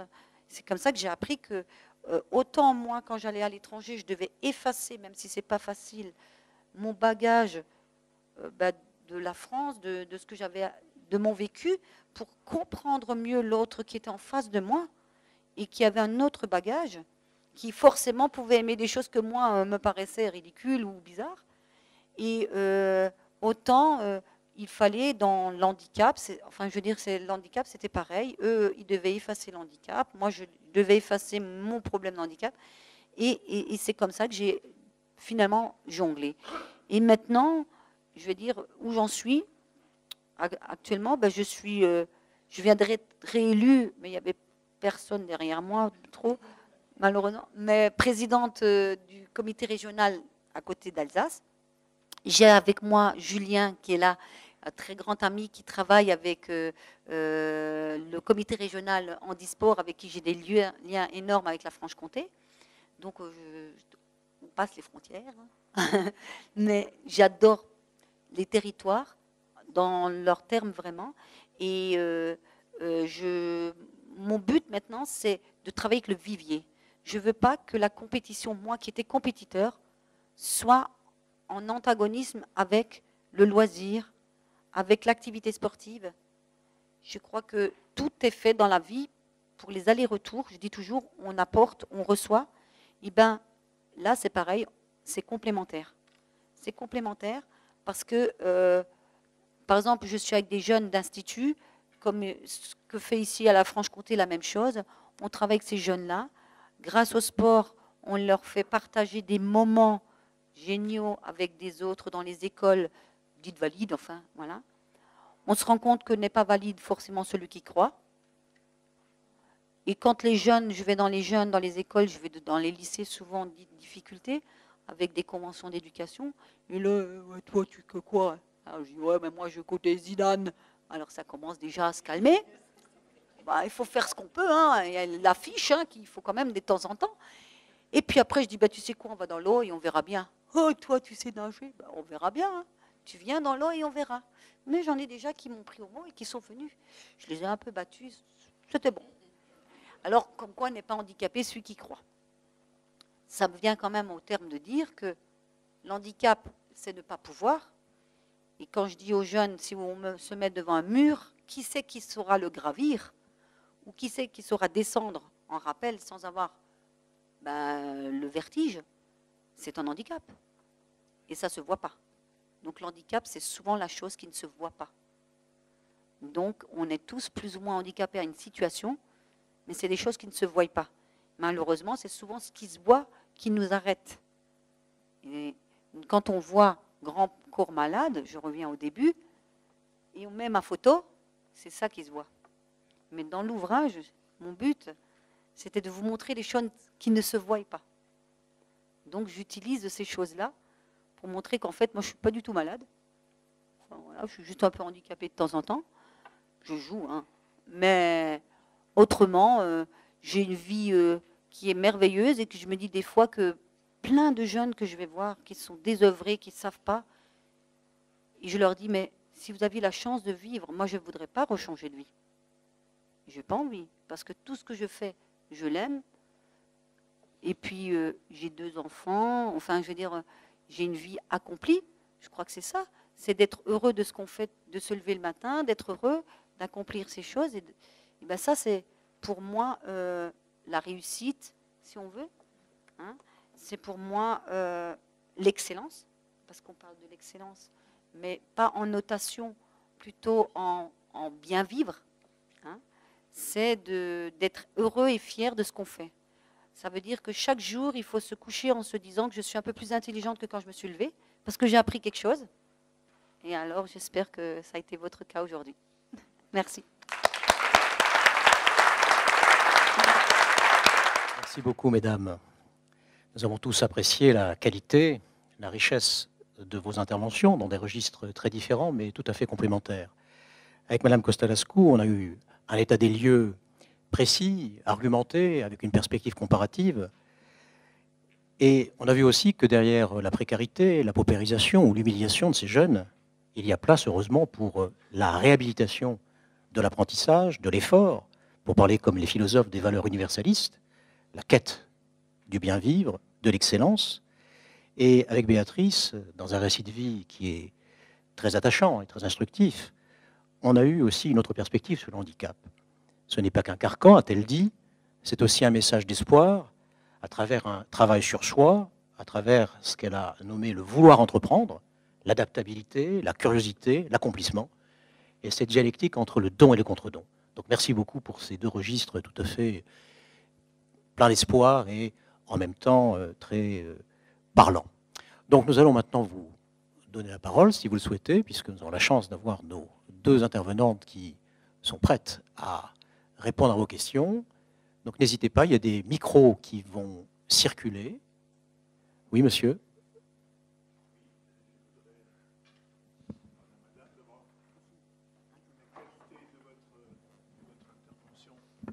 J'ai beaucoup apprécié la qualité professionnelle de votre intervention. Bon, je vais peut-être noircir un peu la situation, parce que j'ai 25 ans de prison derrière moi comme enseignant. Plus, j'ai passé par l'hôpital psychiatrique pour apprendre le métier. Je m'occupe aussi des handicapés. Enfin bon, j'ai fait 6 ans de Maroc, j'ai enseigné l'histoire de l'islam et le français langue étrangère. Donc vous voyez que tout ce que vous m'avez dit là m'a vraiment une portée considérable. Alors, c'est un peu noir ce que je vais vous dire, parce que j'ai travaillé dans le noir. Vraiment très bon. Je reviens un petit peu sur la difficulté en milieu carcéral notamment, mais aussi dans les milieux, je travaille aussi dans les milieux planoises et compagnie. Hein. Le jeune ne peut pas se projeter dans l'avenir. C'est impossible. Donc c'est l'immédiat.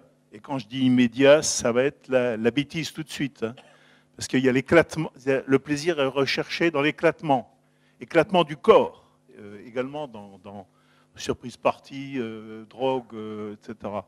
Donc on va rechercher un plaisir immédiat, jusqu'au suicide, parce que le suicide peut être aussi une porte ouverte à l'échappement. Et ça, alors, ce qui est difficile, c'est bien ce que vous nous dites là, bon d'accord, mais comment déjà éviter les suicides? C'est pas facile. Les valeurs morales, ils en ont pas, mais les adultes n'en ont plus non plus. On est dans un monde où il n'y a plus de valeurs morales. Vous avez cru, vous, à quelque chose. Vous avez cru à vos médailles, vous avez cru à votre étoile. Il n'y a plus d'étoiles pour les jeunes, c'est ça qui est pénible. Il n'y a plus d'étoiles. Il n'y a plus d'étoiles pour les adultes non plus. Et on vit dans un monde sans étoiles. Enfin, je dis comme ça, voilà, je dis un petit peu ma souffrance aussi, parce que ça m'a fait souffrir tout ça. Et puis, vous avez parlé que les enfants qui devenaient psychotiques. Bon, psychotique, c'est la perte totale de l'identité, le psychotisme. Oui. Bon, moi, je ne pense pas qu'on en arrive jusque-là, à moins que les drogues soient intenses et puis qu'on finisse au suicide. Parce que, comme on dit en Orient, on finit par perdre son âme avec la drogue. Si tant est qu'il y en a qui croient qu'il y a encore une âme, mais il paraît qu'elle disparaît avec la drogue. Bon, ça c'est les croyances orientales. Mais moi, je pense que c'est plutôt des névroses profondes. Mais on vit tous dans un monde névrosé. On a du mal à calmer nos névroses, puisqu'on en a partout. Hein, on en a partout. Et puis, la société, en fait. Vous avez dit la société.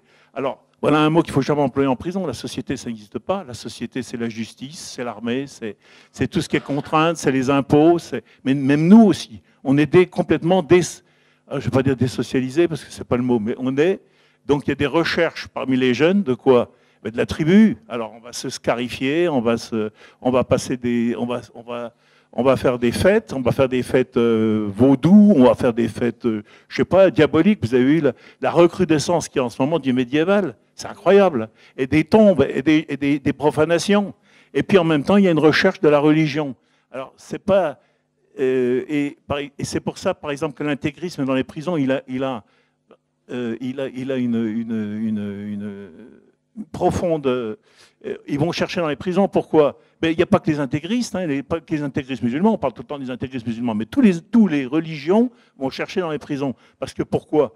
Parce que prison, pénitentiaire, pénitence, vous êtes dans une cellule de moines, cellule, vous avez les regards qui sont complètement arrêtés par les barreaux, donc vous êtes tout d'un coup en souffrance, spirituelle, et n'importe quel pingouin qui passe par là, il vous balance son truc. Voilà. Merci. On va essayer d'être optimiste, hein, parce qu'on fait des choses. Hein. Oui. Bon, je promets être optimiste. Je ne sais pas si tout le monde va me comprendre parce que j'ai un petit accent, donc voilà. Moi, voilà, je suis espagnole.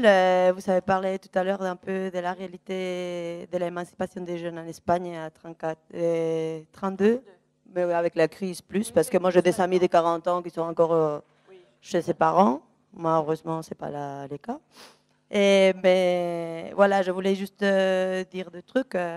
Par rapport à ce qui a dit le monsieur des étoiles, on n'a plus des étoiles, c'est vrai. Il a plus des étoiles, mais je pense qu'on peut les récupérer, on peut les donner au quotidien à qui on pense qu'il les mérite, parce que je pense que voilà, il y a plein de gens qui font des efforts, il y a plein de gens qui font des choses qui méritent voilà, être reconnus. Donc nos enfants, nos voisins, nos amis, notre mère qui a fait un super gâteau, notre père qui a fait, je sais pas quoi. Voilà, que c'est au quotidien, tout le monde peut donner ses étoiles. Et après, voilà, c'est la responsabilité à tout le monde. Moi, j'aimerais bien dire que c'est la responsabilité à l'État, aux politiciens, etc. Oui, là, il y a beaucoup de choses à faire. Mais au quotidien, on peut faire plein de choses. Et donc, c'est une responsabilité des citoyens. Donc, en tant qu'éducateur, que citoyen, que parents des familles, qu'étudiants, que travailleurs, tout le monde a des responsabilités. Donc, on va les prendre. Et les valeurs, on les a. Et qu'ils ne l'ont pas, malheureusement, on peut le transmettre, on peut le partager aussi. Et voilà. Et aux jeunes, je pense qu'aujourd'hui, on a beaucoup l'habitude de donner à manger, de donner des poissons, et peut-être il faut les apprendre à pêcher. Et ça manque beaucoup, et je crois à ça, et voilà. Et c'était ça. Et merci beaucoup, c'était très, très intéressant l'intervention. Une autre question? Oui.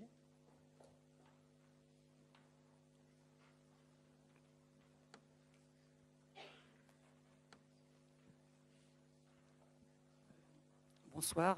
Bon, j'écoute avec attention les commentaires qui ont été faits et je suis extrêmement étonné par ce que j'ai entendu ce soir. Je ne sais pas de quel jeune on parle.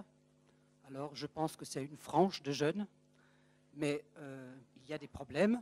On est en période de crise, c'est pas facile, d'accord, mais c'est quand même aux enseignants et aux parents d'impulser des valeurs, d'impulser des choses qui poussent vers l'avant. Et j'ai vraiment du mal de comprendre pourquoi le ton donné ce soir est si noir, sans espoir, alors que justement, on a une sportive qui montre bien que la volonté doit être là. Et enfin, je veux dire, derrière votre intervention, Madame Costa-Lascou, et après la vôtre, il me semble qu'il faudrait pouvoir parler de qu'est-ce qu'on peut faire en tant qu'enseignant, puisque ici on a l'université, il y a des enseignants, et il me semble aussi qu'on peut parler d'autres jeunes. Il n'y a pas seulement des étudiants et des chômeurs, ou des drogués et des étudiants, il y a tout un autre monde dont on ne parle pas, dont on ne parle jamais en plus. Enfin, je ne comprends pas du tout le ton noir donné, c'est-à-dire que s'il y a un ton noir pour démarrer, d'accord, il faut qu'il débouche sur autre chose, parce que je pense que la vie, c'est bien autre chose, que les jeunes sont porteurs de plein de choses, font plein de choses, et pas seulement, je pense, au niveau des classes sociales plus aisées, mais que ça concerne quand même, heureusement, toutes les franges de population, y compris les populations immigrées des banlieues.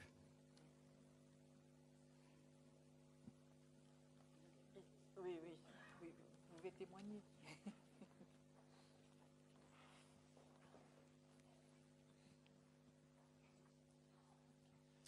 Oui, juste quelques remarques sur un tableau qui est noir et pas tant noir. Voilà.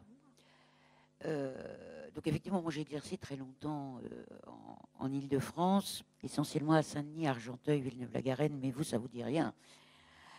Je trouve qu'ici, depuis que je suis arrivée, ça fait 3 ans, il y a une très grande différence. Et c'est pour ça que c'est pas si noir. Il y a une très grande différence d'abord parce que, par exemple, là je dirige un lycée où des élèves différents se côtoient, ce qui n'était pas le cas. Et que cette différence qui est acceptée ici quand même par la plupart des parents ne l'est plus en région parisienne. Elle est de moins en moins. Il y a des ghettos de riches et des ghettos de pauvres. Et il y a aussi des ghettos de riches. Du coup, le tableau que je vis, je parlerai effectivement il y a des jeunes de toutes sortes, quoi. Voilà. Et là, je le redécouvre. Je l'avais oublié, ça. Et je le redécouvre ici. Et quand je dis de toutes sortes, ce n'est pas seulement des questions de classe sociale, c'est effectivement les filles et les garçons mélangés. Mais des gamins qui ont toujours vécu à Val-d'Aon ou à Vercelles, et des gamins qui habitent Planoise, des gamins qui sont internes et des gamins qui sont externes. Enfin, voilà, c'est des catégories beaucoup plus variées que les catégories socio-professionnelles. Et ce qui me paraît, moi, être porteur d'espoir, c'est quand on peut encore faire se rencontrer des jeunes gens et des jeunes filles extrêmement différentes. On ne le peut pas partout. Ça peut expliquer le noir ressenti dans certains endroits. Donc ça, c'est la première chose. Je dois dire d'ailleurs que la principale différence, ce que je ne ressens pas ici face à la population des élèves, des lycéens, c'est le sexisme. Beaucoup moins. Je dirais quasiment pas. Et mon premier souvenir, quand je suis arrivée, là, je me suis baladée dans les couloirs du lycée en arrivant à Besançon, c'est d'avoir vu des garçons et des filles s'embrasser. Ça faisait à peu près 10 ans que je ne l'avais pas vu. Et je me suis fait voler dans les plumes, parce que pour moi, c'était rassurant. Et j'ai dit au CPE, bon, c'est peut-être pas la peine de les faire suer, franchement, c'est de leur âge, quoi. Hein. Et moi, je trouvais ça super, quoi. J'étais la seule à le trouver super, quand même. Hein. Mais qu'est-ce que ça m'a fait du bien. Voilà. Donc, je le dis aussi parce que c'est quelque chose que j'avais oublié, que je ne voyais plus. Et que peut-être parmi vous, il y a des gens qui pensent que partout en France, une fille et un garçon à 17 ans, ça peut s'embrasser. Eh bien, c'est pas vrai. Il y a plein d'endroits où c'est pas possible. Et ces jeunes noirs au sens de pas d'espoir, hein, vous en avez parlé, vous aussi, et ils existent quand même. Et on a tendance à en parler beaucoup parce qu'on le veuille ou non, ils sont le problème. Et c'est pour ça qu'il faut le mettre en avant. Dernier point. Certes, l'école va accentuer un certain nombre de choses. Vous l'avez très bien dit. En même temps, la société a l'école qu'elle mérite. Et interrogez-vous tous, parents, anciens élèves, anciens étudiants, par rapport à la note. Souvenez-vous de vos enfants et de vous qui compariez les professeurs au nombre de notes par trimestre. Et attention, on continue à le faire. Mais même moi, évidemment que je vais vérifier qu'un prof, il ne fait pas une moyenne sur une note. Et pourtant, il a peut-être raison. Mais personne n'est prêt à accepter ça. La première question que me posent les parents, c'est le nombre de notes sur une moyenne. Il n'y en a jamais d'autres. Et c'est tous les parents, y compris les parents et surtout les parents enseignants. Je le précise quand même. Ensuite, nous avons fait une expérimentation d'une seconde sans note. Il ne faut pas croire non plus que ça, comment vous dire, que ça résout les problèmes. C'est pas vrai. Il n'y a plus la note, mais la peur de l'échec, elle est toujours là. Et l'incapacité à faire exactement pourtant ce que vous avez fait, Madame S, qui est de se donner des paliers, des objectifs, des challenges progressifs dans le temps, dans la durée. C'est pas parce qu'on enlève les notes que tout d'un coup les gamins ils savent le faire, quoi. Donc voilà, c'était juste ça que je voulais dire. C'est à la fois noir et pas. Et je pense que nos perceptions différentes viennent aussi des lieux. J'y croyais pas et finalement oui, il y a de sacrés écarts. Un peu du temps aussi. Voilà.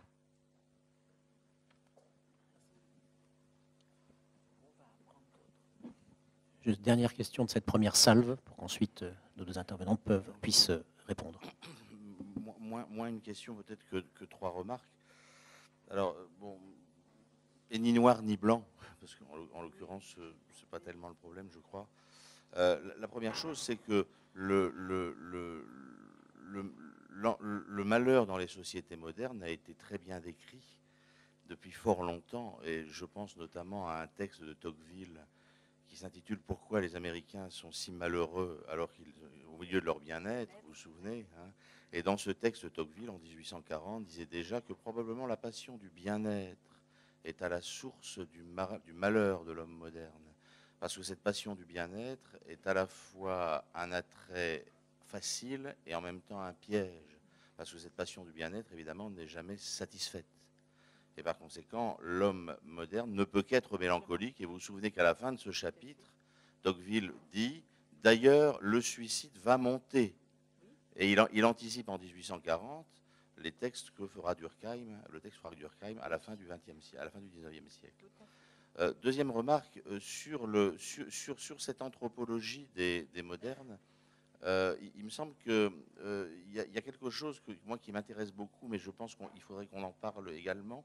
Ce sont les travaux d'Alain Ehrenberg sur le malaise, et notamment sur le fait que nous sommes les plus grands consommateurs de psychotropes en Europe. Hein.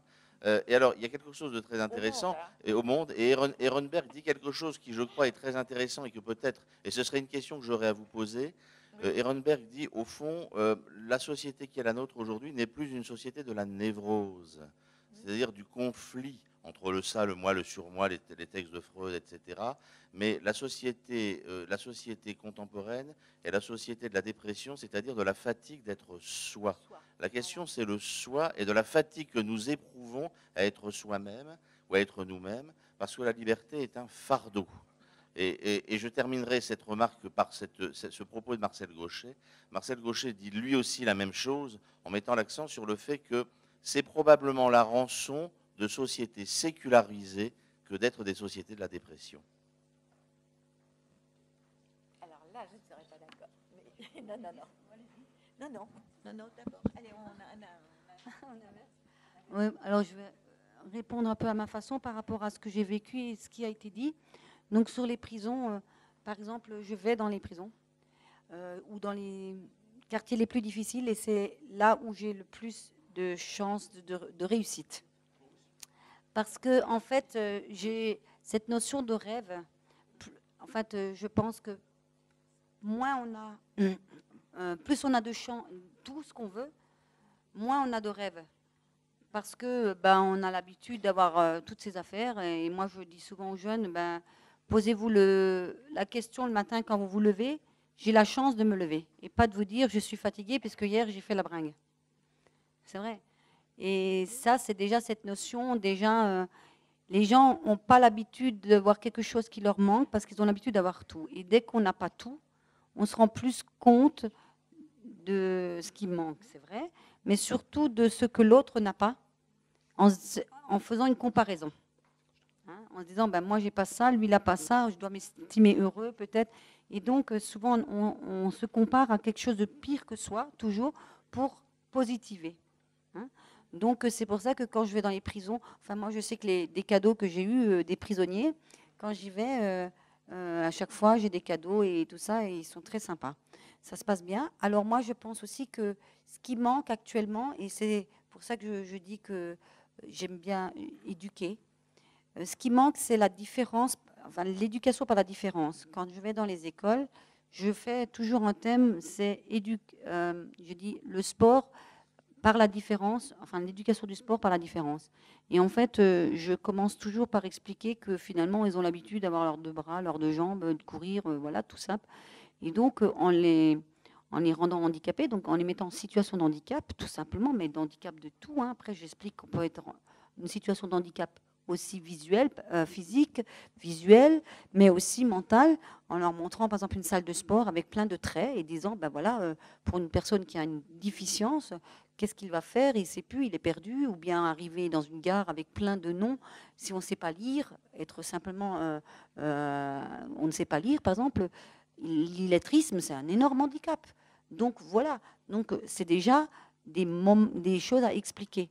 Et à ce moment-là, je dis que ce qu'il faut, c'est que l'éducation par la différence. Donc, je dis que tous les élèves qui ont eu la chance d'avoir dans leur cursus scolaire, donc depuis la maternelle jusqu'à l'université, la chance d'avoir au moins une fois une personne différente, donc quelque différence que ce soit, parce que moi, la différence, elle est très vaste, hein, eh bien, ce sera quelqu'un qui sera riche.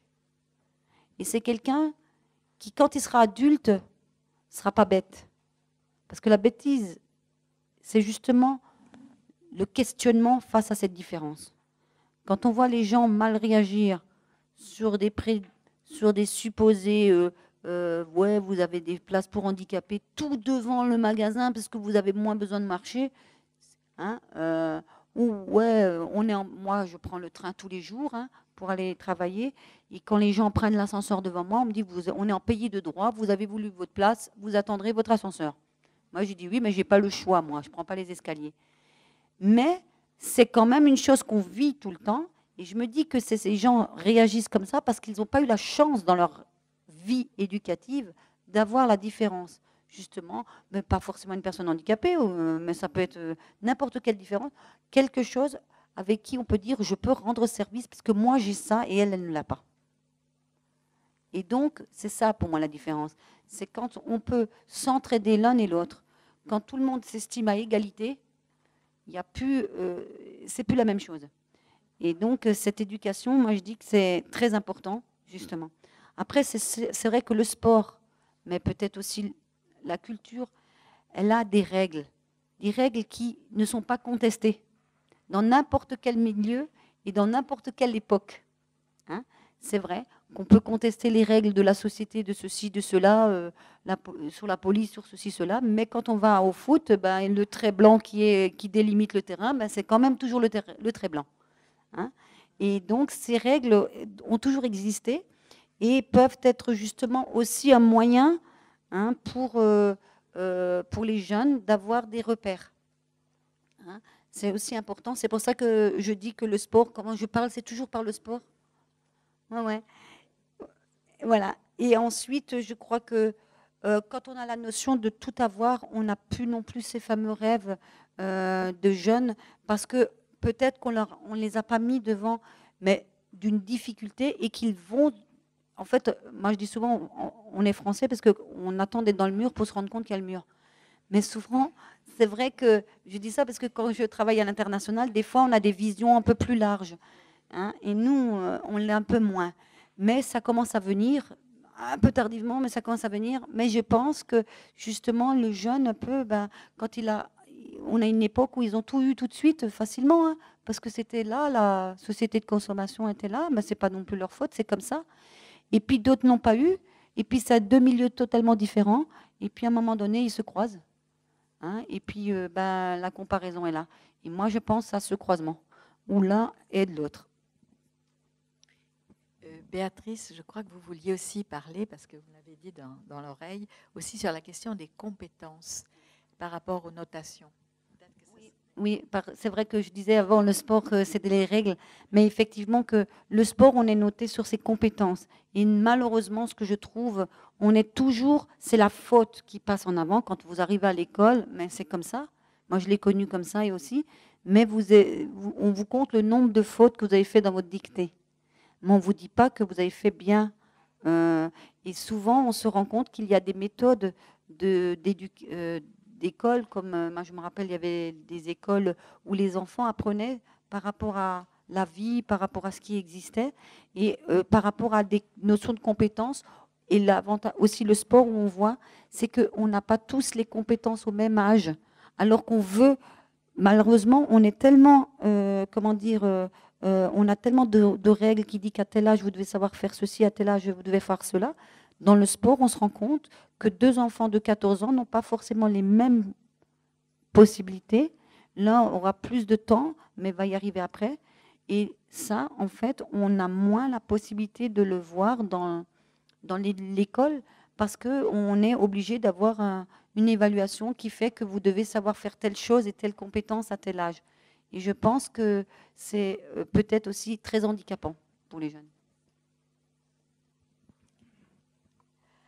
Alors, c'est pas pour rien que le pays qui a inventé la démocratie est le pays qui a inventé les Jeux Olympiques. La démocratie est née à Athènes, et là où le corps retrouvait sa liberté, et où on jugeait pas seulement le fait de l'arrivée, mais la beauté du corps, la beauté du geste, l'élégance. C'est-à-dire que ça rejoint tout à fait ce que vous dites, Béatrice, l'idée que on donne de la valeur au travail sur soi, au travail avec les autres, à ce que l'on fait progresser à une esthétique de la vie. Et alors là, on en est loin dans certains de nos établissements scolaires. Alors je suis ravie que vous soyez maintenant en Franche-Comté, parce qu'on a suffisamment peiné en Île-de-France, mais moi je continue à travailler en Île-de-France. Je dois dire qu'il n'y a pas que l'Île-de-France, il y a le nord de la France. Je vais aussi, je travaille en Lorraine, en Rhône-Alpes. Les phrases que j'ai dites tout à l'heure n'étaient pas des phrases qui venaient de l'Île-de-France. À Marseille, bon, quand on regarde le rapport officiel, le rapport officiel du Conseil interministériel et les études comparatives, il faut que l'on soit lucide sur ce qui se passe en France. Ce n'est pas du tout pour sombrer dans une noirceur, mais il faut être lucide sur ce qui se passe en France et pour faire des choses, ce que je fais, ce que nous faisons, et que c'est parfois difficile. Mais c'est vrai qu'aujourd'hui, il y a un problème, Béatrice l'a dit très bien, l'éducation à la différence, par la différence, avec la différence. Mais maintenant, nous sommes dans des établissements scolaires, dans le nord de la France, en Île-de-France, en région Rhône-Alpes, complètement clivés. Quand j'arrive dans un établissement scolaire et qu'on dit « Ah ben vous savez, cette année, tiens, Joliot-Curie à Nanterre, 84% des élèves sont exactement de la même origine. » Le métier du bâtiment, le lycée des métiers du bâtiment à Paris, qui est extrêmement performant, qui a des ateliers remarquables, etc. Là, c'est 86% des élèves qui sont tous originaires de l'Afrique subsahélienne, à Paris. Alors, le problème, c'est vrai qu'on parle moins des personnes qui ont moins de problèmes en apparence. Le suicide, ce n'est pas seulement dans les banlieues. C'est même pas là qu'il y en a le plus. Le binge drinking, les sorties qui se terminent par le viol collectif d'une fille, ce n'est pas seulement dans les banlieues.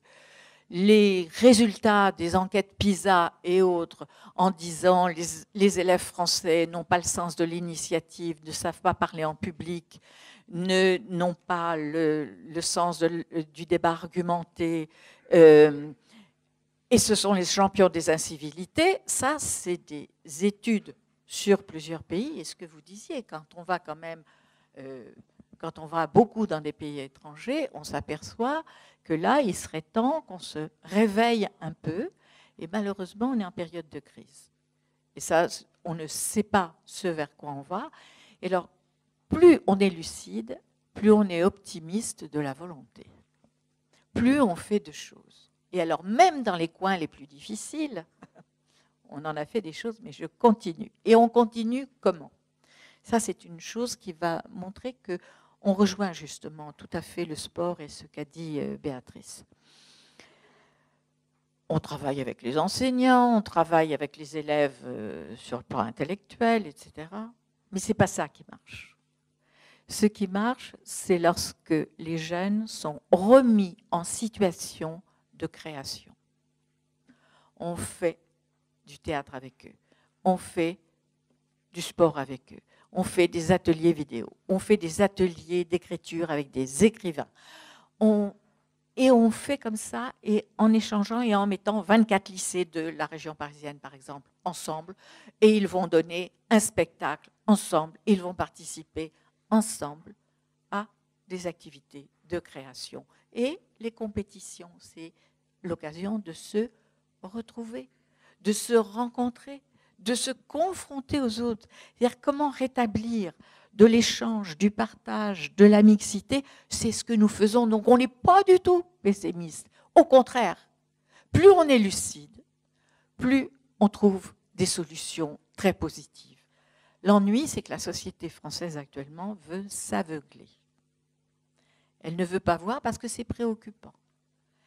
Et l'aveuglement va nous conduire où, je ne sais pas, mais ce que l'on sait, c'est que ce sont les jeunes qui vont être les premières victimes de la crise, ça y est, ils le sont déjà, les premières victimes de notre espèce de catastrophisme ambiant, premières victimes du manque du courage, d'une société d'adultes qui ne prend pas justement et qui ne leur donne pas la parole, qui ne leur donne pas la possibilité de faire des choses, mais les moyens, on en a plein. L'ennui, c'est que vraiment ça devient maintenant transversal à plusieurs milieux. Et je me souviendrai d'une réunion avec des parents dont les enfants s'étaient drogués. Et quand je voyais les parents, je me disais, mais moi j'aurais 16 ans, je me demande si je ne me serais pas droguée quand je voyais les parents.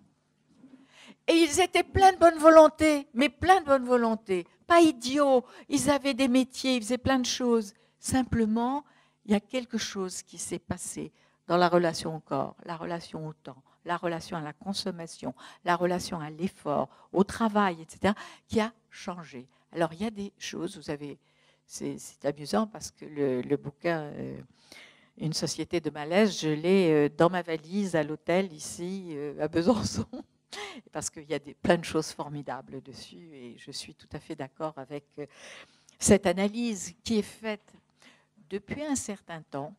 Mais par exemple, pourquoi en France, on ne discute pas d'un des grands sujets, et qui va rejoindre ce qu'a dit Béatrice tout à l'heure, que l'on discute dans d'autres pays étrangers, la question de la reconnaissance. Il y a une vraie faille aujourd'hui dans la reconnaissance. Quand les jeunes disent qu'ils se sentent humiliés, c'est le mot qui revient le plus souvent. Ça veut dire qu'ils ne se sentent pas reconnus.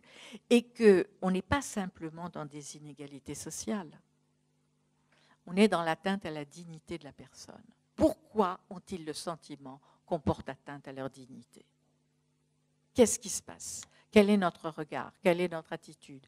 Qu'est-ce que nous faisons? Qu'est-ce qui est proposé? Quelle place ont-ils? Quelle parole ont-ils? Alors justement, on crée. On fait plein de choses où les jeunes ont la parole. Et là, notamment des jeunes qui au départ semblaient être complètement bloqués, clivés, et en effet, dans une relation à la réalité, justement, clivée. Je ne veux pas utiliser les termes trop de la psy, mais c'est ça. On se dit, il ne va rien sortir. Qui cachent leur corps, sont toujours en train de... Ou alors qu'ils l'exhibent avec plein de scarifications, tatouages, piercings, machin. Vous savez, les piercings sur le sexe, par exemple, il faut vouloir. Hein. Bon. Les piercings à l'intérieur de la bouche, ça n'est pas rien, etc. Et on se dit, ils ne vont pas en sortir. Et justement, en partant de leur potentiel, de leurs compétences, en disant, mais si on y va, on peut faire quelque chose. Tu peux faire quelque chose. Vas-y, ce n'est pas à moi de dire ce que tu peux faire, mais montre-le. Montrer. Et ça, le sport aide à montrer. Le théâtre aide à montrer. La création artistique aide à montrer. Et bien là, on se dit, oh là là, c'est extraordinaire cette qualité d'expression, cette invention, ce qui se passe. Si la Maison des écrivains à Paris continue à travailler avec des jeunes qui ont l'air complètement perdus, c'est qu'ils y trouvent aussi autre chose de plus intéressant que ce qui se passe dans le Triangle d'Or, Luxembourg, Assemblée nationale, Saint-Germain-des-Prés. Et donc, c'est vraiment, là, il y a beaucoup de choses se passent. Alors, dans les inégalités, il y a les inégalités de territoire. Bon, et je suis parisienne d'origine et j'ai choisi de vivre en région. Et c'est vrai qu'on découvre des choses qu'on ne connaît plus dans la région parisienne ou dans la région du nord de la France. J'adore travailler en Lorraine, par exemple. Et pourtant, quelle région sinistrée. Donc, c'est vrai qu'on est côte à côte. On est avec... Il y a des Lorrains dans la salle? Oui. Alors, un grand coup de chapeau à la Lorraine. Bon, on est dans une espèce de juxtaposition de situation, si bien qu'on peut avoir l'impression par moments que c'est sombre, mais d'autres moments, au contraire, que c'est très lumineux. Il y a des choses qui vont se faire. Je vais vous faire un aveu. Je crois, je suis persuadée, simplement, je ne sais pas si ça va être avec un passage violent, mais je suis persuadée que nous sommes déjà à la fin d'un certain type de société et qu'on va vers autre chose. Vraiment vers autre chose. Et que ce n'est pas les personnes de mon âge qui peuvent le dire, ce que ça va être, mais on sent qu'on est dans un basculement là, qui est en train de se produire. Vers quoi? On verra. Mais bien sûr, ça peut aussi être un peu violent par moment, parce que très inégalitaire. Et là, les solidarités. Alors vous le dites, dans le sport, il y a des solidarités internationales. On est en train de se replier là sur l'Hexagone. Mais qu'est-ce qu'on fait? Donc là, il y a vraiment plein de choses à réinventer, à revoir, à changer de regard. Et malgré mon âge, ben, je suis très optimiste. Simplement aussi, il y a une réflexion sur la liberté. Je ne le redis pas, Béatrice l'a dit très bien. Mais une réflexion sur l'égalité. Et là, le sport nous aide beaucoup. L'égalité, ce n'est pas que tout le monde court à la même vitesse. C'est l'égalité, ce n'est pas la ressemblance. C'est le fait que chacun puisse arriver à faire quelque chose. Mais qu'on est égal par rapport à des droits fondamentaux, par rapport à des chances qu'on nous donne, des occasions qu'on nous offre. Mais je pense que c'est très important, et ce qui veut dire que, comment dire, on reconnaît d'autant plus l'excellence, on reconnaît d'autant mieux des compétences exceptionnelles à partir d'un courage personnel ou de capacités ou d'une façon de s'entraîner en équipe, ou etc. Il faut le reconnaître. L'égalité, ce n'est pas une espèce d'uniformisation stupide où les gens se ressembleraient. Et revenons à la Grèce. Les philosophes grecs faisaient déjà la différence entre la ressemblance et l'égalité, l'isomorphisme et l'isonomie, l'égalité par rapport à une norme commune, à des valeurs partagées. Et c'est pour ça que c'est tellement complémentaire. Mais non, nous ne sommes pas pessimistes.